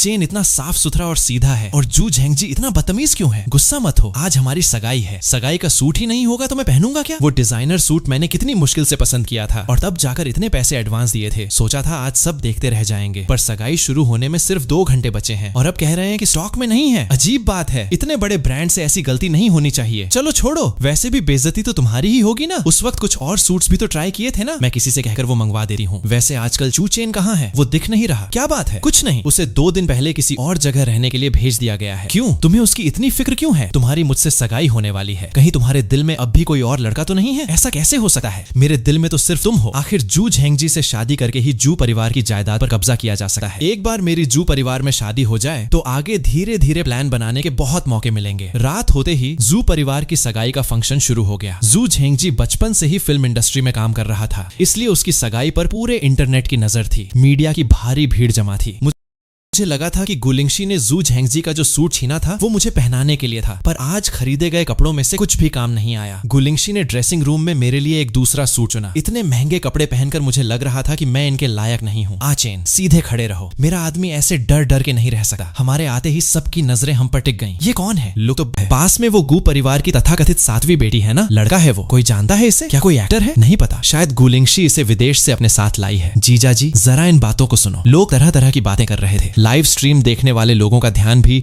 जू झेंगजी से हटकर हम दोनों पर आ गया था। जू परिवार ने जब इतनी मेहनत से ये फंक्शन रखा है तो इस मौके का फायदा उठाने में क्या बुराई है। साफ दिख रहा था कि इस लड़की के दिमाग में कोई खुराफात चल रही है। मैंने दिल ही दिल में जू परिवार के लिए प्रार्थना की, मैं तुम्हारे लिए ड्रिंक लेकर आती हूँ। गू मैडम, क्या हम थोड़ा साइड में चल सकते हैं? मुझे इतने सारे लोगों का देखना अच्छा नहीं लग रहा, थोड़ी बेचैनी हो रही है। तभी यान यी वहाँ आई। चेन, तुम यहाँ क्या कर रहे हो? उसकी नजर मेरे पास खड़ी गुलिंगशी पर पड़ी। तुम इसके साथ क्यों घूम रहे हो? ऐसे लोगों से दूर रहा करो। कलाई पर बहुत तेज दर्द हुआ। यांग दीदी, पहले हाथ छोड़ो। गुलिंगशी, तुम्हारी हिम्मत कैसे हुई मुझसे पंगा लेने की? तुम हो कौन? इस बात पर आसपास के लोग धीरे धीरे हंसने लगे। यान यी को बहुत गुस्सा आया पर वो कुछ कर नहीं पाई। तुम्हारी हिम्मत कैसे हुई मेरी लिंगशी पर हाथ उठाने की? इतनी बदतमीजी! मैडम, बातों बातों में मुंह झाओ। अन्ना और बाकी लोग वहाँ आ गए। ये क्या ड्रामा है? शहर की सारी बड़ी लड़कियां यहीं जमा थीं। लोग भले ही गुलिंगशी को उसकी पैदाइश की वजह से कम समझते थे पर उसके आसपास जो लोग खड़े थे वो इस शहर के सबसे बड़े खानदानों के थे। आखिर इस गुलिंगशी का बैकग्राउंड क्या है? आचेन, मुझसे बस गलती से मुंह से निकल गया। तुम जरा मेरी तरफ से माफी मांग लो। अच्छा है कि मैंने पहले इस लड़के पर थोड़ा प्यार दिखाया था। मेरे बारे में इसकी सोच अच्छी है, ये पक्का मेरी मदद करेगा। मैंने धीरे से उसकी तरफ देखा। मेरे चेहरे का वो सीधापन गायब हो चुका था। गू मैडम मेरे साथ बहुत अच्छे से रहती हैं। तुमने सबके सामने उनकी बेइज्जती की, मुझे बहुत गुस्सा आ रहा है। मेरे आचेन को गुस्सा आ गया है। बेहतर होगा तुम घर जाओ और अपनी हरकतों पर सोचो। और इसी बीच ये लड़कियां कितनी खूबसूरत हैं, चाहे वो जो भी हो, बस चेहरा अच्छा होना चाहिए। लुक अच्छा हो तो सब सही लगता है। दुनिया में इतना खूबसूरत प्यार भी हो सकता है क्या? दोनों एक दूसरे के लिए स्टैंड ले रहे हैं, एक दूसरे को बचा रहे हैं। वैसे सॉरी, पर एक छोटा सा सवाल है, ये सगाई आखिर थी किसकी? लोगों ने तब जाकर लाइव स्ट्रीम का नोटिस देखा कि ये तो जू झेंगजी की सगाई थी। इस वक्त फंक्शन का हीरो बैक स्टेज था। वो अपने मैनेजर का फोन सुन रहा था। क्या ट्रेंडिंग टॉपिक्स पर धमाका हो गया? जू झेंगजी ने खुशी खुशी चेक किया पर देखा कि ट्रेंड्स तो किसी और के ही नाम के हैं। भाई, बाहर कुछ लफड़ा हो गया है। जू झेंगजी चिढ़कर हॉल में आया तो उसने देखा कि यान यी को लोग पकड़कर बाहर ले जा रहे हैं। ओए, तुम लोग क्या कर रहे हो? सिक्योरिटी, तुम्हारी हिम्मत कैसे हुई जू परिवार के घर में आकर ऐसा तमाशा करने की? लाइव स्ट्रीम में ये सब देखकर उसका पूरा करियर ही दांव पर लग गया। जू झेंगजी ने देखा कि वो उन्हें रोक नहीं पा रहा है और जब उसने मुंह घुमाया तो उसका सामना गू लिंगशी की उन चमकती आंखों से हुआ। उसने जब उसके पास मुझे देखा तब उसे एहसास हुआ कि ये वही लड़का था जिसे वो फूटी आंख नहीं सुहाता था। जू साहब की आज सगाई है, इसलिए हम सहेलियां आपके लिए एक बहुत बड़ा सरप्राइज लेकर आई हैं। बंद करो, इसे बंद करो। गू लिंगशी मुझे लेकर, जो कि बिल्कुल हैरान था, वहां से आराम से निकल गई। गाड़ी में बैठते ही मेरी खामोशी देखकर गू लिंगशी को अजीब लगा। क्या सोच रहे हो? अगर तुम कुछ नहीं बोलोगे तो मैं सच में नाराज हो जाऊंगी। झूठ मत बोलो। अगर तुमने अब भी मुझसे बात नहीं की तो मैं तुम्हें किस कर लूंगी। गू मैडम, थैंक यू। क्या मैं हमेशा आपके साथ रह सकता हूँ क्या? मैं थोड़ा लालची हो गया था, दोबारा पूछने की हिम्मत नहीं हुई, कहीं ये खूबसूरत सपना टूट ना जाए। कुछ नहीं, सच में बुद्धू हो। इस आचेन को देखो, सब तुम्हें कितना पसंद करते हैं, इसलिए थोड़ा कॉन्फिडेंस रखो। मेरे लिए तो गू मैडम की तारीफ ही काफी है। आचेन, तुम तो छा गए, सीधे सोशल मीडिया पर ट्रेंड कर रहे हो। तुम कब तक पहुंच रहे हो? मैं बहुत बोर हो रहा हूँ। गुलिंगशी ने मेरा मन भांप लिया। उसने ड्राइवर से कहकर मुझे हॉस्पिटल भिजवा दिया। वार्ड में सूजी बेड पर लेटी हुई फोन चला रही थी। आचेन, तुम बड़े मतलबी हो, मुझसे मिलने अब आ रहे हो। प्यार के चक्कर में दोस्त को भूल गए, जरा तमीज से बात करो। ये मेरे होने वाले पति हैं। आचेन अभी कितना छोटा है, वो तुम्हारा पति कैसे बन गया? Future husband. आचेन, तुम यहाँ सूजी के पास रुको, हमें गू मैडम के साथ बाहर जाकर कुछ बात करनी है। ये क्या चक्कर है? तुम उसके पति कैसे बन गए? मेरा भाई गू परिवार की लड़की से शादी नहीं करना चाहता था तो जू परिवार ने मुझे बलि का बकरा बना दिया। मुझे ड्रिंक पिलाकर उस रात का सीन सेट कर दिया। आजी, तुम तैश में मत आओ। जू झेंगजी सच में गिरा हुआ इंसान है। सब जानते हैं कि गुलिंगशी गू परिवार की वो बेटी है जिसे कोई भाव नहीं देता। आचेन, तुम मेरी बात सुनो, तुरंत यहाँ से भाग जाओ। आजी, गू मैडम मेरे साथ बहुत अच्छी हैं। क्या तुम उन्हें पसंद करते हो? मैं उन्हें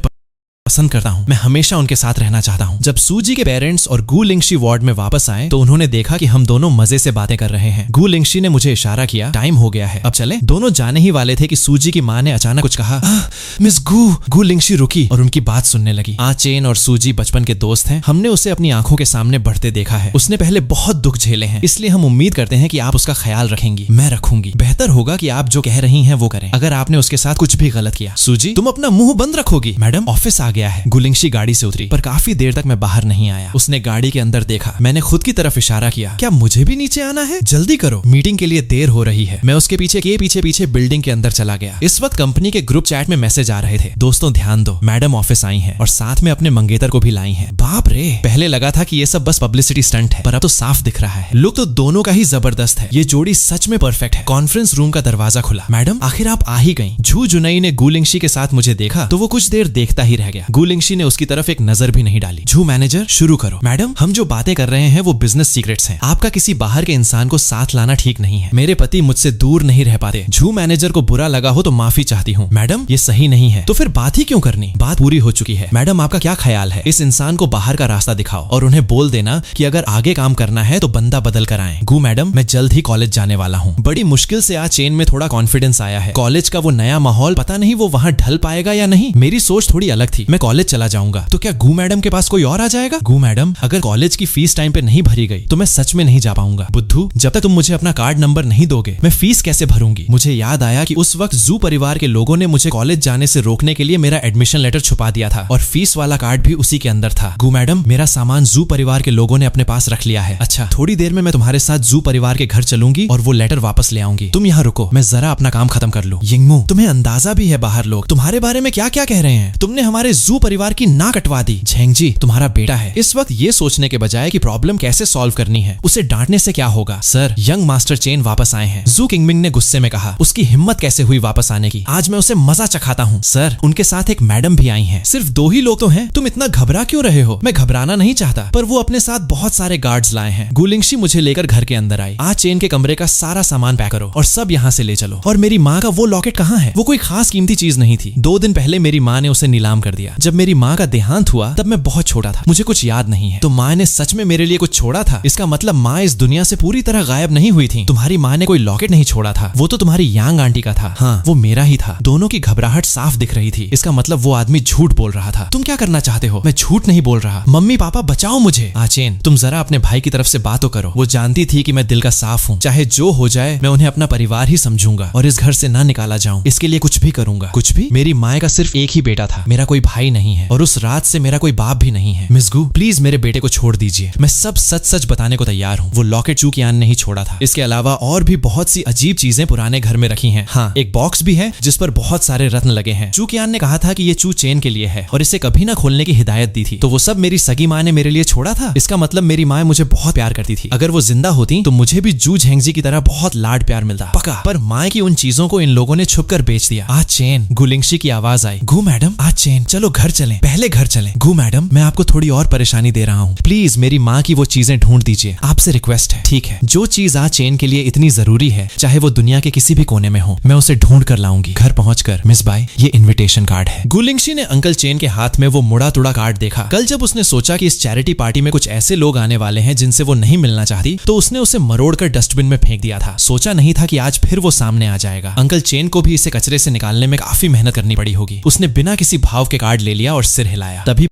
पास का दरवाजा खुला और मैं तैयार होकर बाहर आया। गुलिंगशी ने दिल खोलकर तारीफ की। बहुत हैंडसम लग रहे हो। चलो, इस वक्त कौन आ रहा है? पता नहीं, शायद कोई नया छोटा मोटा स्टार होगा। इतने बड़े फंक्शन में जो बिल्कुल एंड टाइम पर आते हैं, अंदर जाकर उन्हें पछताना ही पड़ता है। ओह माय गॉड, ये तो वही दोनों हैं ना जो 2 दिन पहले अपने लुक्स की वजह से इंटरनेट पर छा गए थे। लोग सोशल मीडिया पर इन्हें परफेक्ट कपल कह रहे हैं। आज चेन, तुम थोड़ी देर यहाँ बैठो। मैं पहली बार ऐसी किसी बड़ी पार्टी में आया था तो खुद को बहुत नॉर्मल दिखाने की कोशिश कर रहा था। साथ ही दिल में दुआ कर रहा था कि कोई मेरी तरफ ध्यान ना दे। हाउ यू भाई, किसी ने आपके जैसी सेम ड्रेस पहनी है? ऐसा नहीं हो सकता, ये तो लिमिटेड एडिशन है। पूरे देश में सिर्फ एक ही पीस है। उसने एक ठंडी सांस ली। ओए, तुम नकली कपड़े पहनकर बाहर कैसे आ गए इतने बड़े फंक्शन में? मैं एक पल के लिए घबरा गया। इससे पहले कि मैं मुड़कर देखता, वो इंसान मेरे सामने आ चुका था। तुम्ही से कह रहा हूँ, सुना नहीं क्या? चू चेन, तुम? उसकी आंखें फटी की फटी रह गईं। चू चेन जैसी हैसियत का लड़का भी ऐसी बड़ी पार्टी में आ सकता है क्या? क्या जू अंकल उसे अपने साथ लाए हैं? क्या काम है आपको? मैं ली हाओयू को जानता था। वो जू झेंगजी का पक्का दोस्त था, या यूं कहें कि उसका चमचा था। पहले जब भी जू झेंगजी मुझे परेशान करता था तो ज्यादातर यही काम करता था। मैं इससे बिल्कुल बात नहीं करना चाहता था। मैंने तो पहले ही सोचा था कि किसकी चॉइस इतनी खराब है तो वो तुम निकले। तुम्हारी माँ एक गांव की गंवार थी तो उस जैसी औरत का बेटा भी ऐसा ही बदतमीज होगा। वैसे भी तुम में तमीज कहाँ से होगी? तुम्हारी माँ तो बचपन में ही मर गई थी। मुझे पहले से पता था कि इसकी जबान बहुत गंदी है, पर आज इसकी हिम्मत कैसे हुई मेरी माँ के बारे में ऐसा बोलने की? सबके सामने किसी की माँ के बारे में ऐसी घटिया बातें करना, क्या इसे तमीज कहते हैं? क्या तुम्हें किसी ने ये सब नहीं सिखाया? मैं आप सबको बताता हूँ, ये वही चू चेन है जो घर पर अपनी सौतेली माँ और भाई को परेशान करता था। उसने आसपास के लोगों की कानाफूसी देखी और आज ये इस पार्टी में नकली कपड़े पहनकर आया है। ये नकली नहीं है। गू मैडम मुझे कभी नकली कपड़े नहीं पहनाएंगी। अभी भी नहीं मान रहे? तुम्हें पता भी है कि ये सूट पूरे देश में सिर्फ एक ही है, तो तुम्हारे पास ये कहां से आया? जब ये सिर्फ एक ही पीस है तो तुम्हें कैसे पता कि नकली इसने पहना है और तुमने जो पहना है वो असली है? ली हाओयू की आंखों में एक पल के लिए घबराहट दिखी। मैं नकली सामान क्यों खरीदूंगा? तो फिर तुम्हें लगता है कि मैं अपनी ही डिजाइन की हुई ड्रेस को नहीं पहचान पाऊंगी क्या? मैंने क्या कहा? ये स्पेशल लिमिटेड एडिशन सूट उसी ने डिजाइन किया था। आचेन, पार्टी लंबी चलेगी। जाएगी, तुम पहले कुछ खा लो। मैंने उस औरत को देखा, मेरे दिल का गुस्सा अचानक एक मासूमियत में बदल गया। ली हाओयू ने तब जाकर उसे पहचाना, तुम गु लिंगशी हो? तो ये गु परिवार की वो 7वीं बेटी है जिसे कोई पसंद नहीं करता। अरे ऐसा मत कहो, आजकल उसकी जान पहचान बहुत ऊपर तक है, पर उससे क्या होगा? जब गु परिवार की बुढ़िया खुद सामने आएगी तो इसका कुछ नहीं चलेगा। मैंने ये बातें सुनी, मेरा हाथ गुस्से से भिंच गया, पर गु लिंगशी ने उसे थाम लिया। उसके चेहरे का सुकून इन फालतू बातों से जरा भी कम नहीं हुआ। तुमने अभी कहा कि ये सूट तुमने डिजाइन किया है, तुम्हें इंसानों की भाषा समझ नहीं आती क्या? ली हाओयू उसकी बात सुनकर सन्न रह गया। वाह भाई, एक नकली कपड़े पहनकर आया है और दूसरी उससे भी बड़ी है, खुद को डिजाइनर बता रही है। तुम्हारा ओवर कॉन्फिडेंस कुछ ज्यादा ही है। तभी पार्टी के होस्ट यांग झीनियन वहां आए। मिस गु, आप आ गई। मैंने सोचा था कि सामान लेकर तुरंत निकल जाऊंगी, पर आपसे मुलाकात हो ही गई। यांग साहब, ये मेरे मंगेतर हैं, चू चेन। यांग झीनियन के चेहरे की मुस्कान थोड़ी फीकी पड़ गई। मंगेतर? गु लिंगशी तो लड़कों से दूर रहती थी ना? नहीं, मैं ऐसे छोटे लड़के के सामने कैसे हार सकता हूँ। मिस गु, लगता है आपको कोई परेशानी हो रही है। ये आदमी कौन है? मैंने तो इसे इनवाइट भी नहीं किया था। यांग साहब, कोई आपकी पार्टी में नकली कपड़े पहनकर आया है। मुझे तो शक है कि इसका इन्विटेशन कार्ड भी नकली है। तो आपके हिसाब से नकली कपड़े पहनने वाले के साथ क्या होना चाहिए? उसे धक्का देकर बाहर निकाल देना चाहिए और आपकी किसी भी पार्टी में उसकी एंट्री हमेशा के लिए बैन कर देनी चाहिए। यांग झीनियन ने सिर हिलाया। मुझे भी ऐसा ही लगता है। सिक्योरिटी, इस जेंटलमैन को बाहर का रास्ता दिखाओ। तुम लोग क्या कर रहे हो? इसे ले जाने को कहा है? मुझे नहीं। उसने मदद के लिए देखा। यांग साहब, इस ड्रेस के असली डिजाइनर के सामने ही ये बंदा असली बनने की कोशिश कर रहा था। ली हाओयू पागल हो गया। ऐसा कैसे हो सकता है? इसका डिजाइनर तो कोई इंटरनेशनल मास्टर है ना? वो गु परिवार की ये आम सी लड़की गु लिंगशी कैसे हो सकती है? तारीफ के लिए थैंक यू। मास्टर तो नहीं, बस मेरा एक छोटा सा शौक है। इम्पॉसिबल! ये सूट तो मैंने 10 लाख से ज्यादा पैसे देकर खरीदा है, ये नकली कैसे हो सकता है? आसपास के लोग हंसने लगे। क्या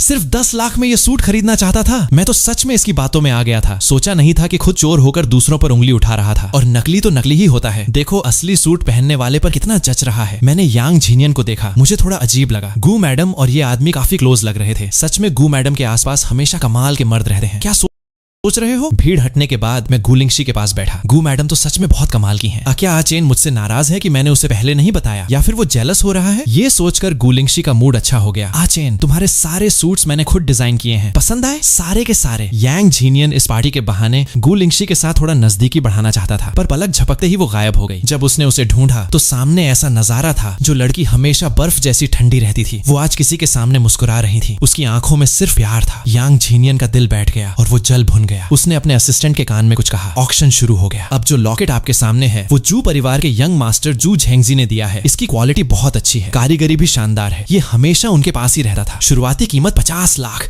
1 करोड़! सबने झटके से मुड़कर देखा। देखते हैं कौन है वो बेवकूफ। हॉल में सन्नाटा छा गया। 1 करोड़ एक बार, 1 करोड़ 2 बार, 3। जैसे ही हैमर गिरने वाला था, 1 करोड़ 1 रुपए। उसने मुड़कर बड़े टशन में गु लिंगशी को देखा, पर देखा कि गु लिंगशी ने उसकी तरफ ध्यान भी नहीं दिया। 5 करोड़! गु लिंगशी ने दोबारा बोर्ड उठाया। मेरे हाथों में पसीना आ गया था। 5 करोड़! ये सब खत्म होने के बाद मुझे ये पैसे गु मैडम को लौटाने होंगे, पर क्या मैं कभी चुका पाऊंगा? यांग झीनियन के चेहरे का रंग उड़ गया। पार्टी खत्म हुई। गु मैडम, आप पहले चलिए। यांग साहब, लगता है आजकल आप काफी फ्री हैं। मैं फ्री नहीं हूँ, मुझे आपसे कुछ बात करनी है। क्या इत्तेफाक है? मुझे भी आपसे कुछ कहना है। तो फिर कहीं और चलकर बात करते हैं। यांग साहब, अब मैं एक मंगेतर वाली लड़की हूँ। अगर आपकी हरकतों से उसे बुरा लगा तो मैं पहले जैसी सीधी नहीं रहूंगी। सालों पहले मैंने गु लिंगशी को फंसाने के लिए क्या क्या नहीं किया था। भले ही घर वालों ने मामला दबा दिया, पर मैं आज भी हार मानने को तैयार नहीं हूँ। लिंगशी, वो मेरी पुरानी गलती थी, मुझे एक और मौका दे दो प्लीज। अचानक उसके शरीर में कमजोरी सी महसूस होने लगी। उसे याद आया कि पार्टी शुरू होने से पहले उसने जो शैंपेन पी थी, पक्का यांग झीनियन ने उसमें कुछ मिलाया था। वो अपनी हालत संभालते हुए तेजी से वहां से निकली और एक कोने में दीवार के सहारे टिकर मेरा इंतजार करने लगी। पर काफी देर तक मैं बाहर नहीं आया। उसे लगा कि कहीं यांग के लोगों ने मुझे तो नहीं रोक लिया। वो मुझे ढूंढने वापस जाने ही वाली थी कि तभी मैं बहुत उदास सा हॉल के दरवाजे से बाहर आया। मैं जब लॉकेट लेकर बाहर आया तो गलियारा बिल्कुल खाली था। इतनी देर क्यों कर दी? मेरी उदासी अब एक शिकायत में बदल चुकी थी। मुझे लगा कि गु मैडम यांग साहब के साथ चली गई और मुझे यहीं छोड़ दिया। वो कहाँ गए होंगे? क्या कर रहे होंगे? इतनी देर क्यों लगी? मैं ज्यादा सोचना नहीं चाहता था। उन्होंने कहा कि सामान यहाँ नहीं है, कहीं और से लाना होगा। फिर कहने लगे कि मिल नहीं रहा, थोड़ा इंतजार करो। गु मैडम, आपकी तबीयत ठीक नहीं है क्या? आचेन, मुझे घर ले चलो। मैंने तुरंत उसे गोद में उठाया और पार्किंग की तरफ भागा। विला के सामने गाड़ी रुकते ही मैं उसे लेकर लिविंग रूम में आया। वो अपनी बेचैनी कम करने के लिए गर्म पानी से नहाने चली गई। अंकल चेन, गु मैडम को क्या हुआ है? अंकल चेन ने मुस्कुराते हुए मेरे कान में कुछ समझाया। मुझे तुरंत सब समझ आ गया। मैं बेडरूम में गया और दरवाजा खटखटाया। गु मैडम, क्या मैं अंदर आ सकता हूँ? इस दिन के बाद गुलिंगशी को लगा कि मेरी हिम्मत थोड़ी बढ़ गई है। गु मैडम,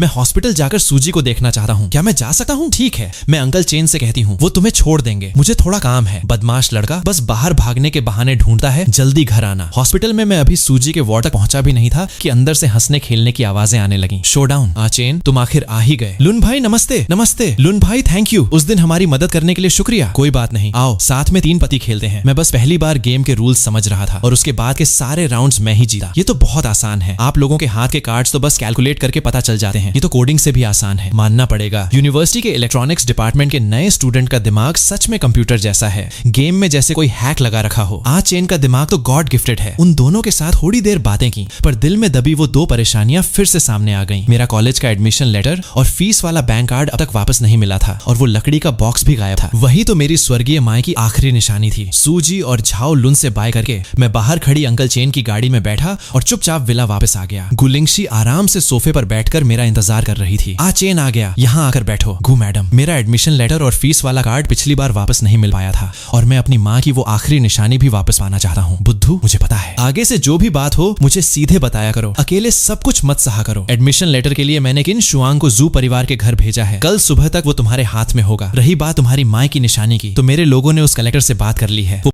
बहुत जल्द सही सलामत तुम्हारे पास होगी। गु मैडम, जब मेरा कॉलेज शुरू हो जाएगा और मैं प्रोजेक्ट्स करने लगूंगा तो चाहे जितने भी पैसे हो मैं एक पाई आपको लौटा दूंगा। हम दोनों के बीच हिसाब किताब की कोई जरूरत नहीं है, तुम मेरे दिल में रहते हो, तुम्हारी हर परेशानी मेरी परेशानी है। अभी अंकल चेन मुझे बता रहे थे कि तुम्हारा लॉजिकल माइंड बहुत तेज है, इलेक्ट्रॉनिक्स फील्ड में तुम सच में कमाल करोगे। मैंने अपने दिल की बेचैनी उसे बताई। कोई बात नहीं, मैंग जिया इस पर रिसर्च कर रही है। तभी मैंग जिया का फोन आया। लिंगशी, मैंने और मेरे मेंटर ने चेन की रिपोर्ट्स देखी हैं, आखिरकार हमें वजह समझ आ गई। चेन का दिल वैसे तो बहुत मजबूत है, पर बचपन में जू परिवार में उसने बहुत दुख झेले हैं। उसे ढंग से खाना तक नहीं मिलता था और उसकी दादी हमेशा उसे नीचा दिखाती रहती थी। वो पुराना तनाव धीरे धीरे जमा होता गया और उसकी वजह से दिल पर प्रेशर बनने लगा। इसी वजह से वो बार बार बेहोश हो जाता था। असली दिक्कत पुरानी चोट की नहीं, बल्कि इन सालों के मेंटल टॉर्चर की है। तो वो बार बार होने वाला सिरदर्द और वो दम घुटने जैसी थकान कोई कमजोरी नहीं थी, बल्कि जू परिवार के लोगों ने सालों तक जो मेरे साथ किया, ये उसका असर था। उसने धीरे धीरे मेरी बॉडी को खराब कर दिया। पर अब से मैं तुम्हारे साथ हूँ, आगे से तुम्हें कभी कोई दुख अकेले नहीं झेलना पड़ेगा। मैं मैंग जिया से कहकर उसके लिए एक अच्छी सी दवा बनवा दूंगी। हम धीरे धीरे सब ठीक कर लेंगे। चेन, सब ठीक हो जाएगा। तभी किन शुआंग अंदर आया। मैडम, गु परिवार की बुढ़िया छुपकर कंपनी के एसेट्स ट्रांसफर कर रही है और बाहर के लोगों के साथ मिलकर परिवार को नुकसान पहुंचा रही है। सारे सबूत तैयार हैं। पहले हमने रिश्ते का लिहाज करके उसे छोड़ दिया था, पर उसने चेन को परेशान किया, तो अब किसी लिहाज की जरूरत नहीं है। 3 दिन बाद गु परिवार की शेयर होल्डर्स मीटिंग हुई। गुलिंगशी अपने साथ सारे सबूत लेकर पहुंची और सबके सामने बुढ़िया के सालों के घपलों का कच्चा चिट्ठा खोल दिया। वहां मौजूद शेयर होल्डर्स ने नफा नुकसान देखा और सबने मिलकर बुढ़िया के सारे राइट्स छीन लिए। उसकी सारी दुकानें, शेयर्स और प्रॉपर्टीज वापस ले लीं। बुढ़िया ने अपनी आधी जिंदगी चालें चलने और गु परिवार पर कब्जा करने में लगा दी, पर आखिरी में उसके हाथ कुछ नहीं आया और उसे शहर के एक कोने में छोटे से मकान में अकेले रहना पड़ा। कुछ ही दिनों में किन शुआंग मेरा एडमिशन लेटर और वो खोया हुआ बैंक कार्ड लेकर विला आ गया। मैंने धीरे से उस कागज को छुआ। चेन, जिस दिन कॉलेज शुरू होगा मैं खुद तुम्हें छोड़ने जाऊंगी और कॉलेज के पास ही तुम्हारे लिए एक अच्छा सा फ्लैट ले दूंगी, ताकि तुम आराम से अपनी लैब और कोडिंग के प्रोजेक्ट्स कर सको और खाली टाइम में अपना मनपसंद काम कर सको। थोड़ी देर बाद किन शुआंग फिर आया और बताया कि जू झेंगजी के स्कैंडल्स पूरे इंटरनेट पर लीक हो गए हैं। उसका सालों का चाइल्ड स्टार का इमेज पूरी तरह बर्बाद हो चुका है। सारे ब्रांड्स और फिल्मों के कॉन्ट्रैक्ट्स कैंसिल हो गए हैं। सोशल मीडिया पर हर तरफ उसे गालियां पड़ रही हैं। वो एक रात में सड़क पर आ गया। जू अंकल ने जो चोरी छिपे चेन की माँ की चीजें बेची थी और सालों तक जो उस पर अत्याचार किया था, उसके सबूत भी सामने आ गए। बिजनेस पार्टनर्स ने जू परिवार की कंपनी से सारे कॉन्ट्रैक्ट्स तोड़ दिए। कंपनी के पास पैसे ही नहीं बचे। सिर्फ आधे महीने में कंपनी दिवालिया हो गई। उस बड़े विला से निकलकर उन्हें एक छोटे और पुराने मकान में जाना पड़ा और जो लोग पहले चेन को ताने मारते थे, उन्हें अब छोटी मोटी नौकरियां ढूंढनी पड़ रही हैं। चैरिटी पार्टी में मेरी बेइज्जती करने वाले और नकली कपड़े पहनकर चौड़ में घूमने वाले ली हाओयू की पोल सबके सामने खुल गई और वो पूरे हाई सोसाइटी सर्कल में मजाक बन गया। जो लोग मुझे और गुलिंगशी को अलग करना चाहते थे, उनका प्लान फेल हो गया। मेरे दिल से सालों का वो बोझ पूरी तरह हट गया था। दूरी कॉलेज शुरू होने में अभी कुछ टाइम था। गुलिंगशी रोज मेरे साथ रहती और मेरी हेल्थ का ख्याल रखती। सुबह वो खुद मेरे लिए गर्म काढ़ा लेकर आती और पास बैठकर देखती कि मैं उसे पूरा पी रहा हूँ या नहीं, फिर मुंह का स्वाद बदलने के लिए मीठा देती। शाम को वो मेरा हाथ पकड़कर अपने खुद के डिजाइन किए हुए गार्डन में मुझे टहलाने ले जाती। चेन, तुम्हें हमेशा पीछे हटने की या दूसरों को खुश करने की जरूरत नहीं है। उसने धीरे धीरे मेरे अंदर के उस डर और हीन भावना को खत्म कर दिया